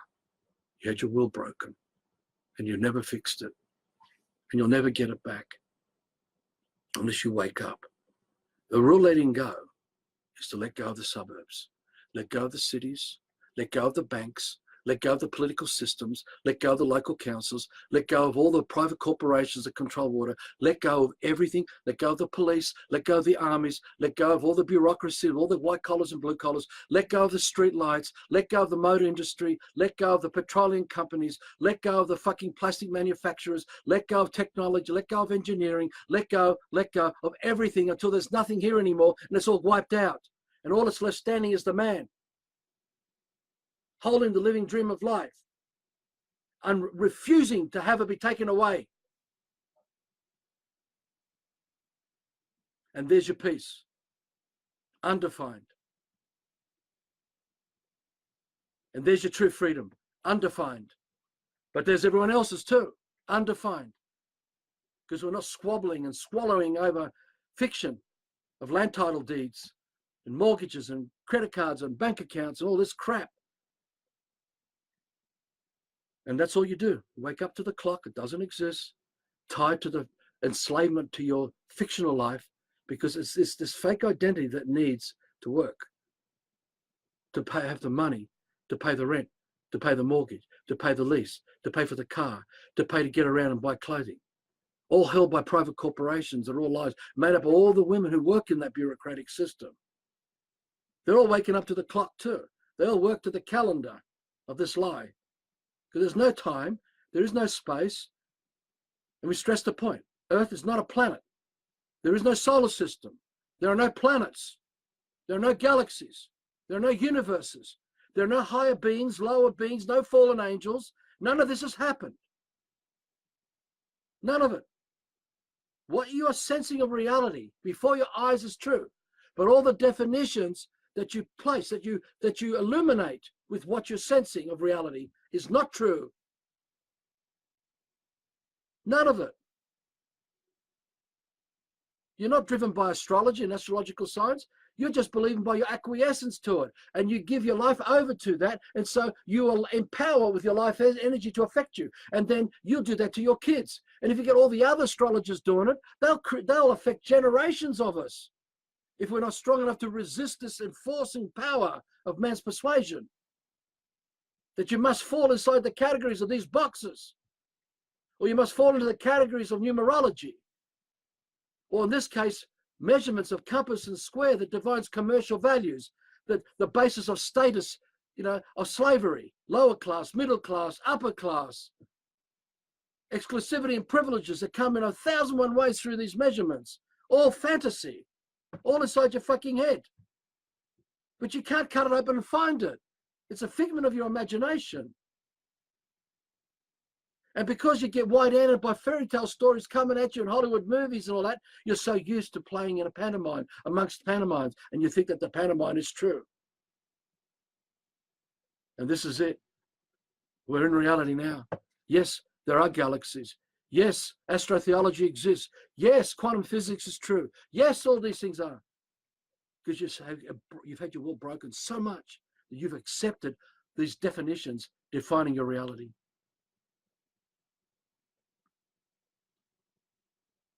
The establishment is the organized control of your slavery. and everyone else is slavery. That's what all these blue bloodlines are all about. And all that geological society that houses these bloodlines that go right back through to Alexander the Great and back to ancient Egypt, the system of Amun-Ra, the king of all kings, the god of all the kings, the god of all the gods, Amun, the secret, Ra, the light. The occultist intention is hidden. They don't give you full disclosure of their intention when they educated you, when they put definitions in your head, and the effects these definitions will form of a fake persona, that you place yourself inside the cinema of darkness, because it's all of darkness, because every definition is not your dream. Your soul ain't there. That's why you're in darkness.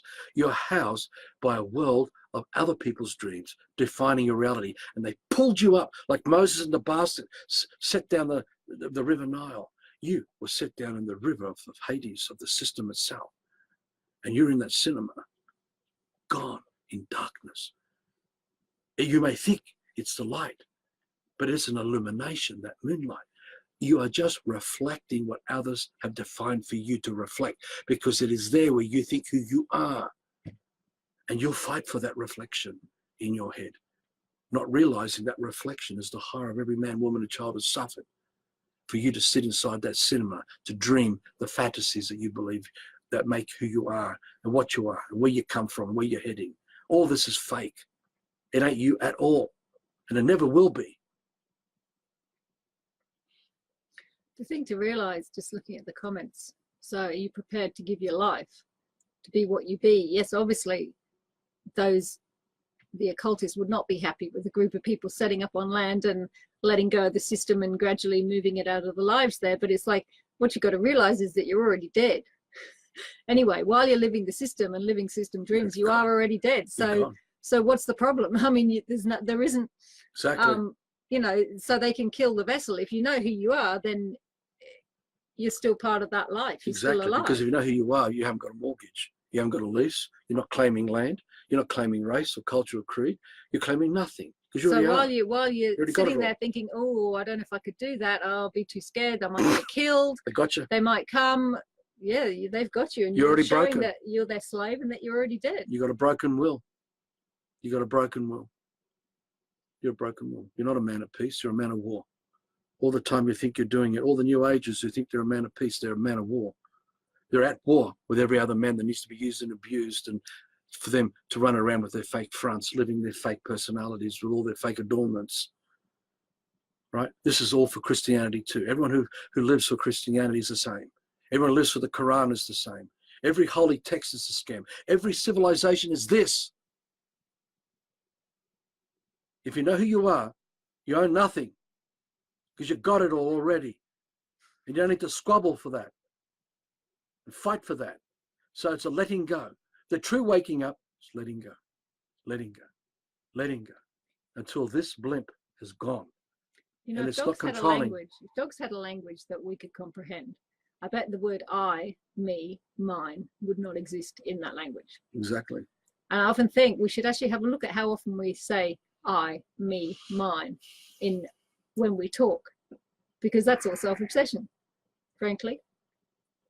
Just looking at some of the comments. Yeah, the remedy is for each of us to let go of the self-obsession. And let's not build a new system as we've got up there. We don't want a system. Because the system is this very stuff we're talking about. That's what the system is. And that's why, and that is why the occultists don't mind all these alternative sustainable communities growing up, because they are just building the new system. That's all they're doing. That needs authority, that needs represented, and needs people in their lives telling them all that sort of stuff. they need to be told. And because the New World Order is a quota system, and it's manorialism. It really is. We're going back to serfdom under quota, with serfs under landlords and land barons and aristocracy and high priesthoods, right? Because they have to create the quota of their labor to allow them to live on the land, to be worth something, to be of some value. But that all has to be administrated by these occultists, these are establishment bloodlines. And there is the system again. Now we no longer call them pharaohs and emperors. We're going to call them conscious beings. We're probably going to call them team leaders. Team leaders. I would imagine. And other kinds of politically correct bullshit. And we'll be team players. And you'll get chastised if you're not a good team It's a quota system, guys. The New World Order is a quota system because you will still be answerable to another man. Right? Which means you still are educated and your children will be educated. You must be educated by English or any, which is the one world language. They called it the New World Language when they first started it back in the 1000s, 11th century. They already planned this 1,000 years prior, this scam. They already knew what they were doing a long time ago, this scam. The New World Order is just a system under another guise, full of good-hearted men and women who are celebrating the Knights Templars. A new set of definitions. Yeah, but they're celebrating the release from the bondages of the old system, not realizing they've entered into a new system where they remain trapped, social engineered. Look at all the social engineering going on now with transvestites and gays and lesbianism and all the homosexuality and all the heterosexual stuff going on and all the mishmashing. All this is meddling and meddling. This is not the living dream of your life that you hold. You never create any of it. This has been put into you by others. Even and through the generations. Male and female has been put into exactly our heads. We're creating everything. Watch the other videos. Read the Selfie of Frankenstein and the Satanic Craft of Inculcation and Practice. Take some serious time out. Don't drive the car too fast. Slow it down so nothing outside the window is a blur. Because if you don't read with your senses, your scrutiny, every word will be a reflection in your head that you're illuminating, which means that our intentions will not be there. You will not sense us. You'll be fantasizing what you think we are saying, what we're feeling, everything. We will not be present to you. Talked about in the previous video with the Little Mare and Alice in Wonderland and all that stuff. So, do we hold a living dream of life that is undefined? Or do we hold a non-living dream of life that is defined? And this is the separation of the ways between eternal life and eternal death. Because if you have not created your living soul, which is undefined, you are truly gone forever. In spite of what you think you have, this intelligence running through this vessel is from the Egregore. It's the Egregore's intelligence impersonating you, as you, in your fucking head. And if you scrutinize the dreams that you're holding, beast. If you find that the I of yourself is in the center of those dreams, you can be pretty sure which way you're still going. Exactly. Because who you are has no intelligence in that way. Because you are the flower. You are the bee. Your consciousness is there in the trees. And it's there that you create the weather with the way you hold the dream of life. But if you keep living inside the war zone of this fantorgasmic dream, fed by all the sexuality and all the life energy with all the orgies and all the abuse we give it that feeds the egregore acts as your imposter. When you take your credit card, your wallet, that is the egregore impersonating you, the man. You are the vessel, you are the hostage, you're in bondage to the beast.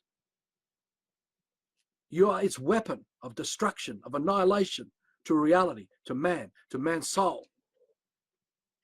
So while you want politics, you want annihilation to reality. Now remember, all this only happens inside alphabets. It doesn't happen outside alphabets. Pushing each other away only happens inside alphabets. It doesn't happen outside alphabets. And everything gone wrong, all the harm, which you can possibly conjure up in your contemplation, only goes on inside alphabets, not outside alphabets. Because what goes on outside alphabets is paradise. And there's no self-obsession there. There's no ego there. There's no my, me, mine, own, and no argument over who's got what and who's right and who's wrong. There's no feelings there to fight over one's dignity and pride and all the other shit and what people feel as insults. There's no fret. The real waking up is to walk away. But can you untangle from the egregore? Can you untangle from the demonic possession it has over your body? Can you let it go? Because if you have an alphabet thought in your head, that is the voice of the egregore dominating you. So when you have many voices in your head going on, and you stop and listen to the voices, that is the world of all the dead inside you, running through your veins, through your body, ruling you. It is the beast of your apocalypse. It's there to steal your soul so you haven't got one. It really is played out in Hollywood movies, just like this. And there's nothing more you can do about it. Either you walk away from this and let it all go with other brothers and sisters and start creating real kingdoms to build that bridge to get out of this mess, which we've talked about in other videos. And clean up the mess. And clean all that mess up and not run away from it. Your price for not doing so is your eternal death. Because you will not have a soul there. All that reflection that defines fake consciousness is fake. It's the egregore's consciousness. You fell into the arms of the liar, the occultist who misled you. If you think you have freedom, you've fallen into the arms of the egregore running through your body. Every single thought in your head that's an alphabet is them, the occultist, the beast ruling you, dominating you. You have a broken will. You gave it up. You sold out. Go back and look at the ancient remains of ancient Egypt, ancient Greece, Incas, Mayans, Aztecs, ancient China, Persia, all through the Middle East. What's under the oceans? All the oceans was the first attempt where the beast of the apocalypse appeared amongst man's dreaming. And it all went down in one big bang, roughly 1,200 years ago of sunrises and sunsets. We're repeating the same mistake, only this time it's greater. Because the nutcases of the occults haven't learnt the lesson. They still think there's something in it for them in all of this. That they think that their satanic religion is leading them to their glory in the afterlife when there isn't anything there for them. They've got nothing. And they never will have anything.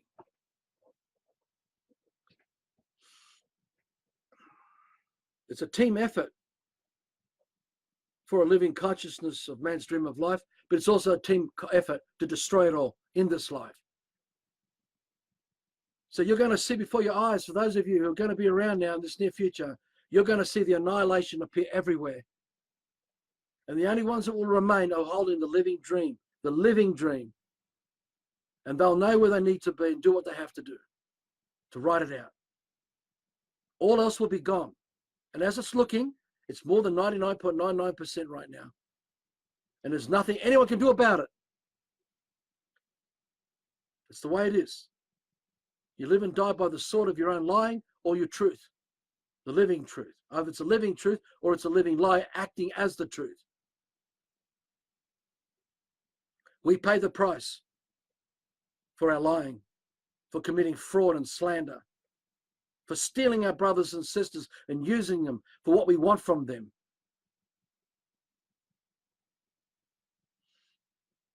Were there anything else covered in all our notes? No, we pretty much covered everything. The only thing... Apologies, guys. We just...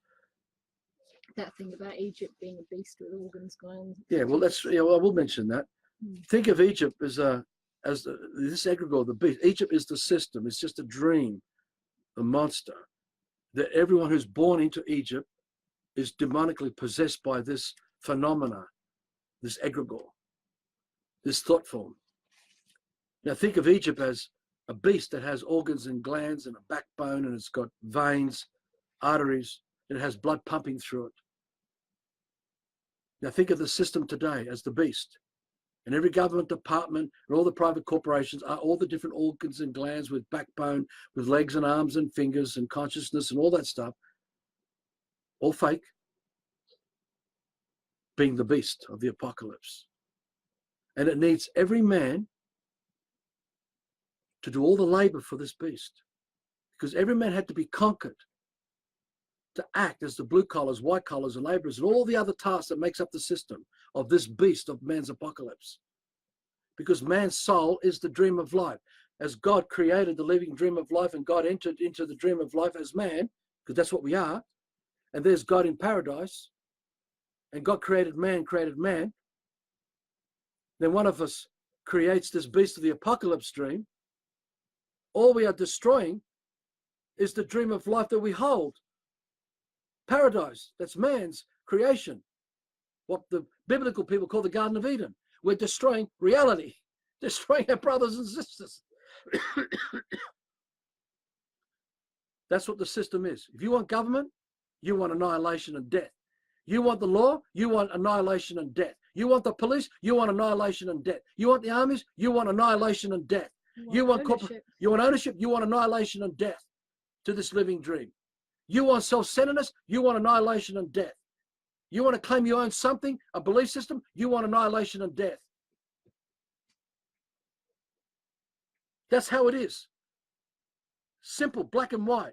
Even though black doesn't exist, it's just a figment of imagination, a fantasy.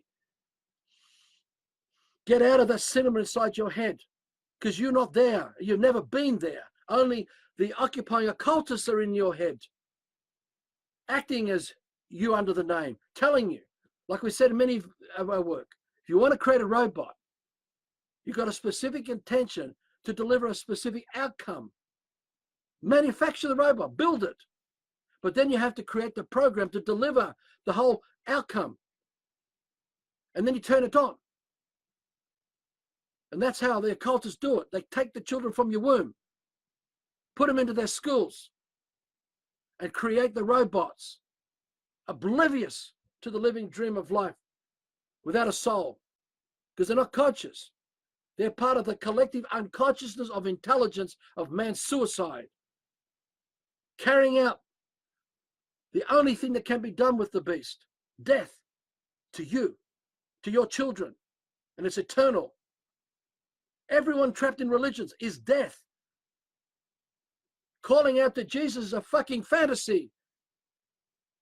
Watch the other videos. Not going to save you. You've got free will. You have everything of the Creator as you. It's your choice. We talk about the placebo effects and all this other stuff and how this deception works.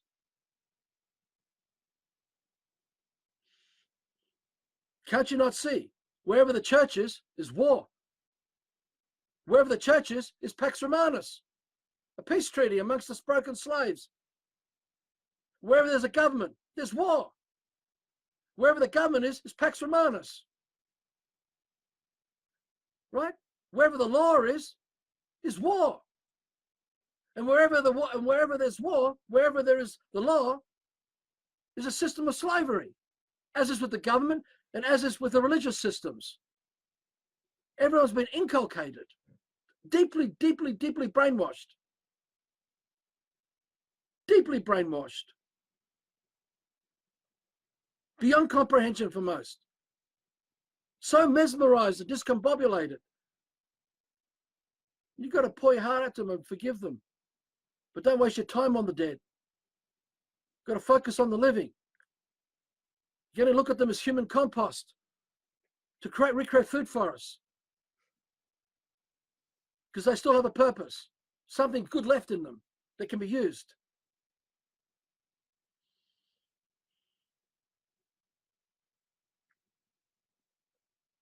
I think that's it.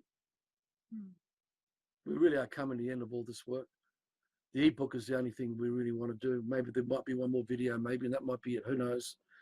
But we really feel we're coming to an end of doing this work because we have a food forest garden and we're doing this. We're like everyone else. We're holding the dream. But this man's been holding this living dream, resisting anyone to bring this man down or steal the dream this man holds. Makes me a really tough cookie. To others, they think that I'm arrogant. I'm not. I'm not prepared to sell out. That's why I'm out of the system since 2006. Sure, I'm under the umbrella of Fiona and all these contracts that she carries. This is Fiona's internet. This is Fiona's Facebook, even though it's got Arthur Cristian on it. Everything is Fiona Cristian. She has all the contracts and all the beast flows through Fiona.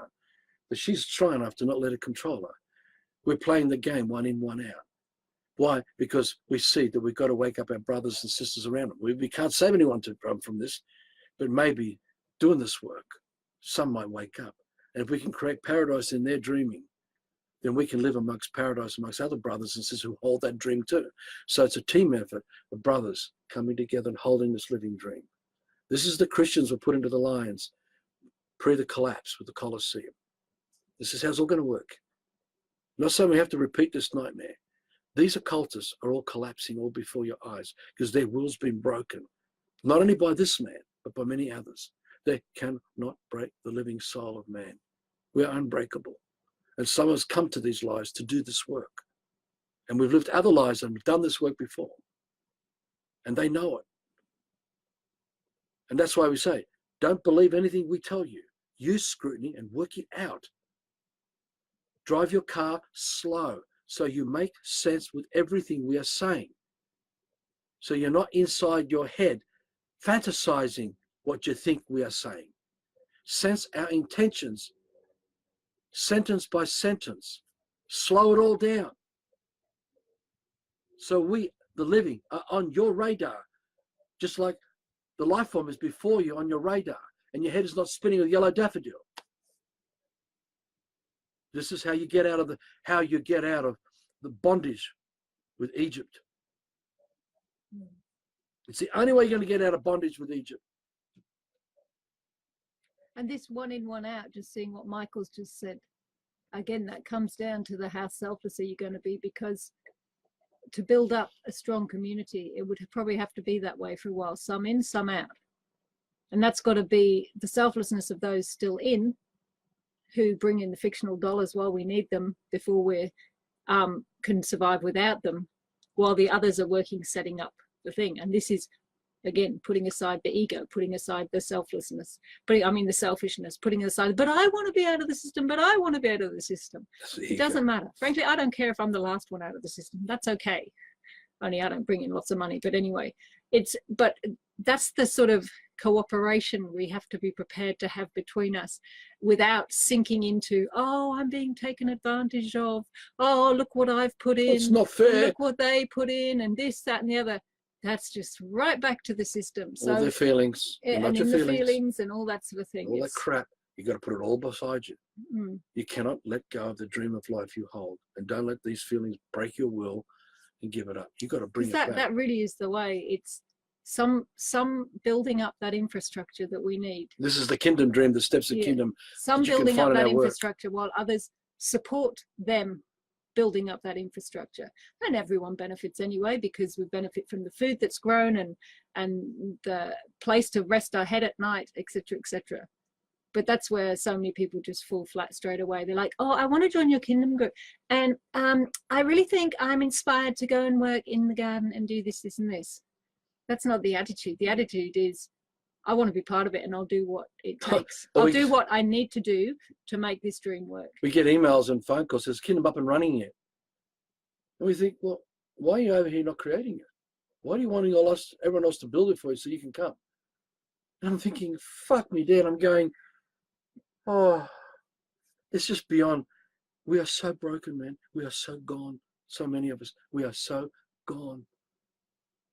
But some of us have to be strong enough to walk the talk, to set the example. This is not Waco. This is not Little Pebble. This is not Jonestown. All that was to scare you from this. The whitewashing going of the occult, because they knew what was done before. Many of these things we're doing is repeated before. These idiots, these bloodline families have not woken up to the fact that what they got is a fantasy, and it only leads to annihilation of their world too. And I think one of the big problems is that most of us at the moment, sitting on our computers, watching this stuff or listening or doing whatever, we're still too comfortable. We're much too comfortable. And that's why where you're seeing some of the real work begin is in places like Africa, where the groups of villagers, poor villagers with nothing, are getting together as a group and creating waterways again. Even if they have to carry, there was the video that was put up some time ago, they're just having to carry stone by stone on their head to bring back the water. to their thing. Now, I don't think I've met anybody who'd be prepared to carry a stone by stone by stone, day after day after day, to create a waterway, frankly, because we're all too damn comfortable. Yeah, and I really think self-obsessed. in the Western world, probably things are going to have to get an awful lot harder before people really are ready to make the sacrifices and give up that ownership, give up that comfort, give up that. And a lot of it probably because it's already been taken away from you, and that's why you suddenly go, holy moly, I've got to do something.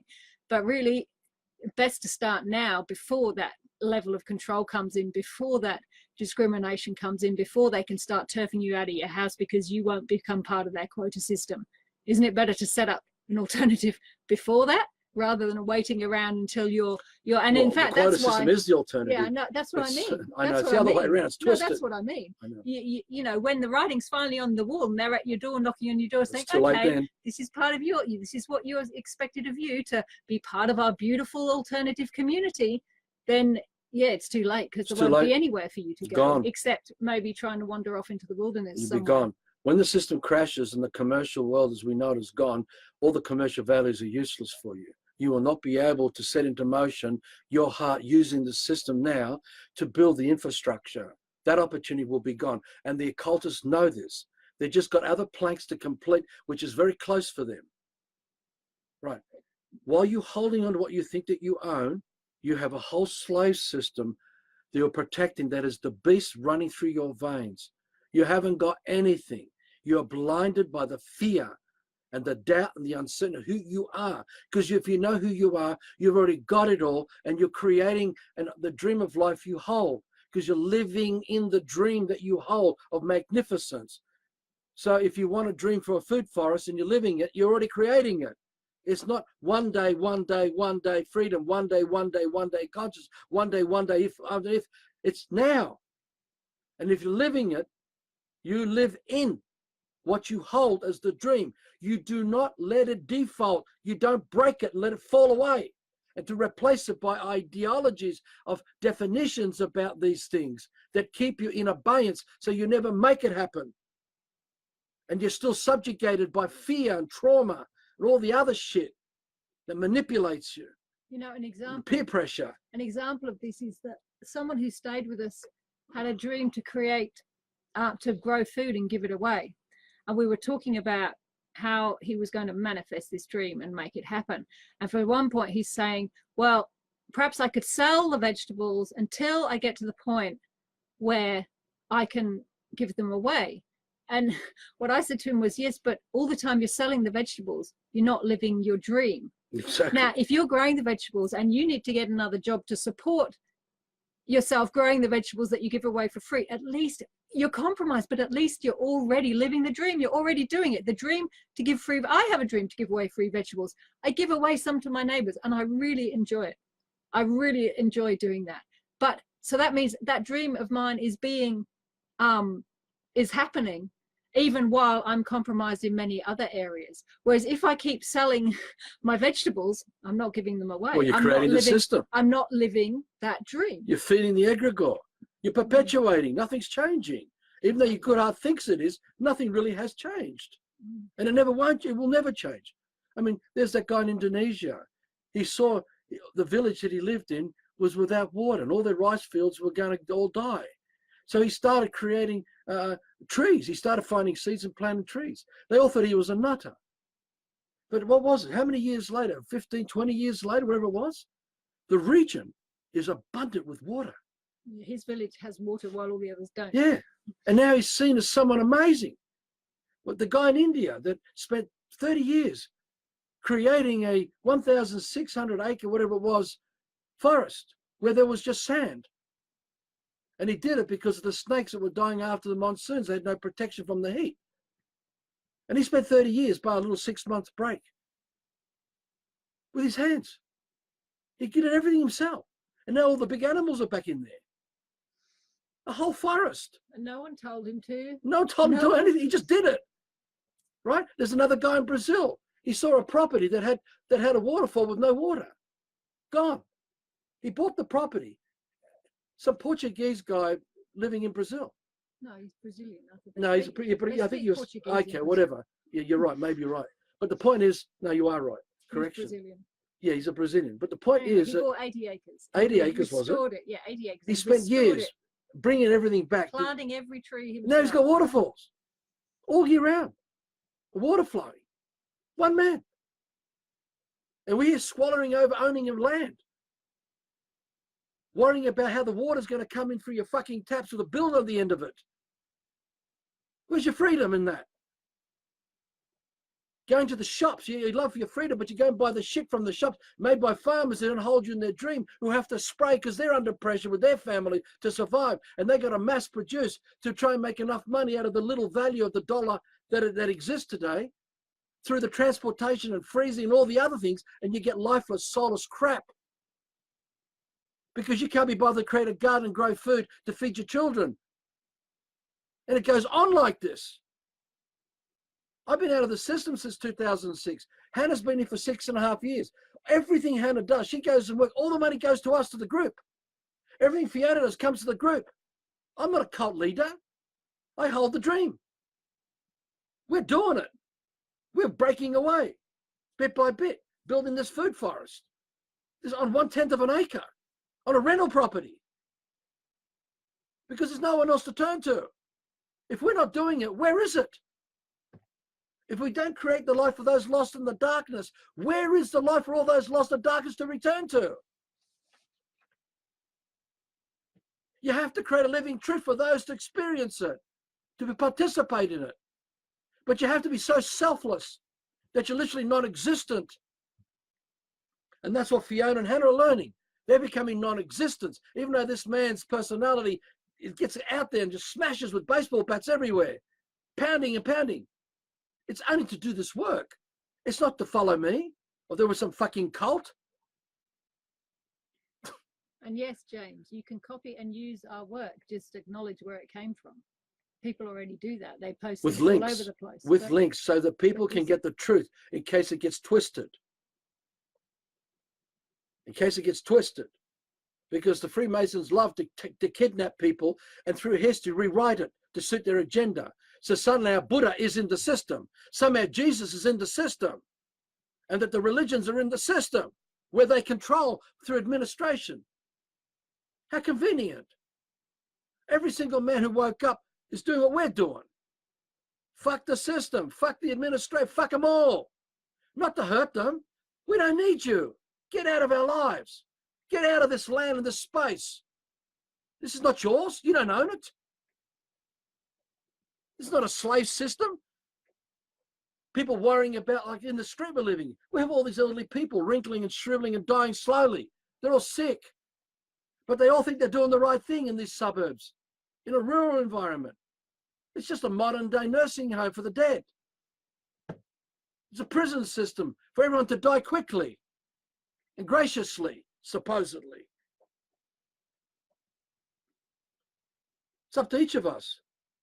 Create abundance, give it away. Create abundance. So all my life, since I left the system, is this. We don't charge. We don't have a meter. We don't bill people for reading our work and the insights we share. We've been doing this 24/7, 7 days a week since March 2005. Website December 2006. We leave things open for people that want a gift to support what we're doing in what we use in the system to do this work. But you don't have to gift us a cent. You have complete access to everything we've ever done. It's all on the net for free. But we still have people complaining about us wanting, because they have a PayPal thing up there. Fuck! We use the system to get out of the system in this life. So watch all those videos. All of those of you who don't know enough about what we're talking about, the big picture, you need a lot of time out. Go and watch these last 3 videos, plus this will make it 4. Read The Selfie of Frankenstein. It's a big read. A lot of stuff put in there. And the selfie, and the other one, the Satanic Craft of Inculcation and Practice. It's all there to help you through the debates and the argument to see if you can see your part in how this egregore works inside you through the ego that you're housing and how you can undo yourself from it. And that's the intention. People often don't get the intention when Arthur or Arthur and I, depending, start undressing someone on Facebook or whatever, but it's not about making them wrong or Making bad, personal. because we're all the Nothing's same. There's personal. none of us can claim to be better than any of us. It's like, are we here to learn and move on or not? Are we here to, so we really comprehend what is holding us back so we can let go of it and stop being held back? Or do we want to fart around with all the niceties, not offending at each other, so we carry on in our fallen state? You know, what is it? The real work is, do you want to hold living dream of life and not let it go and be responsible for it? Do you want a living soul? Well, we show you what isn't. And it's obvious that when you see all the life of what it is in all its glory, it's fake glory. It's obvious to everyone what you got to do to create a soul. And that's how you'll fix it. But it will not be through, I have to create my soul. Because you'll never be able to create my soul. It's in letting go of it all and creating the abundance where you are selfless. You don't even exist, because you are the source of creation itself. Being it, living it, doing it, that you have a soul. Undefined. A man undefined is a man with a soul. A man defined with anything does not have a soul. That is a man with a broken will.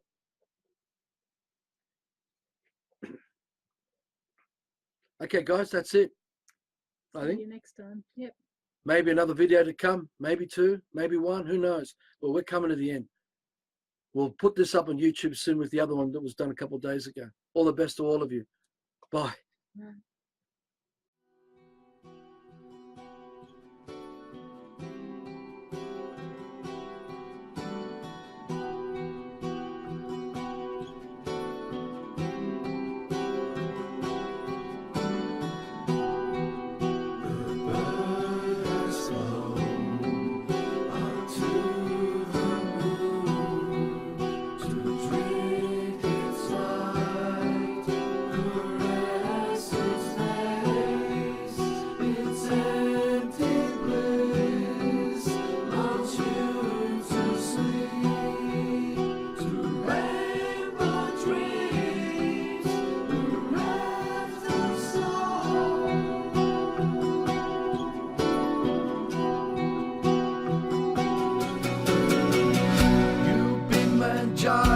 You want to build yourself a castle, a better castle than the other ones. You come out, the spades and shovels and the buckets are all lined up ready for you to make your mark in sandpit land. You come out, a modern hero. Will you stand and watch while Rome is burning, as fantasies of life evaporate? You come out, stop shouting from the rooftop, climbing up the walls of first and best and fastest giant. You're running round the sandpit, fighting over toys of richest, famous, tallest, big shot. Stop blowing, and telling tales of struggle, hard-won fortune, skills, and outcomes. You're scaling empty mountains, faking footsteps, faking handholds. You big man giant, you're driving truckloads of emotion, compelling you to dance to the sandpit tunes. Rulers bending you to orders, binding you with whispers, teaching you to dream their dreaming, kindly putting up the fences, handing out the centaurs, for you know to rule the world with.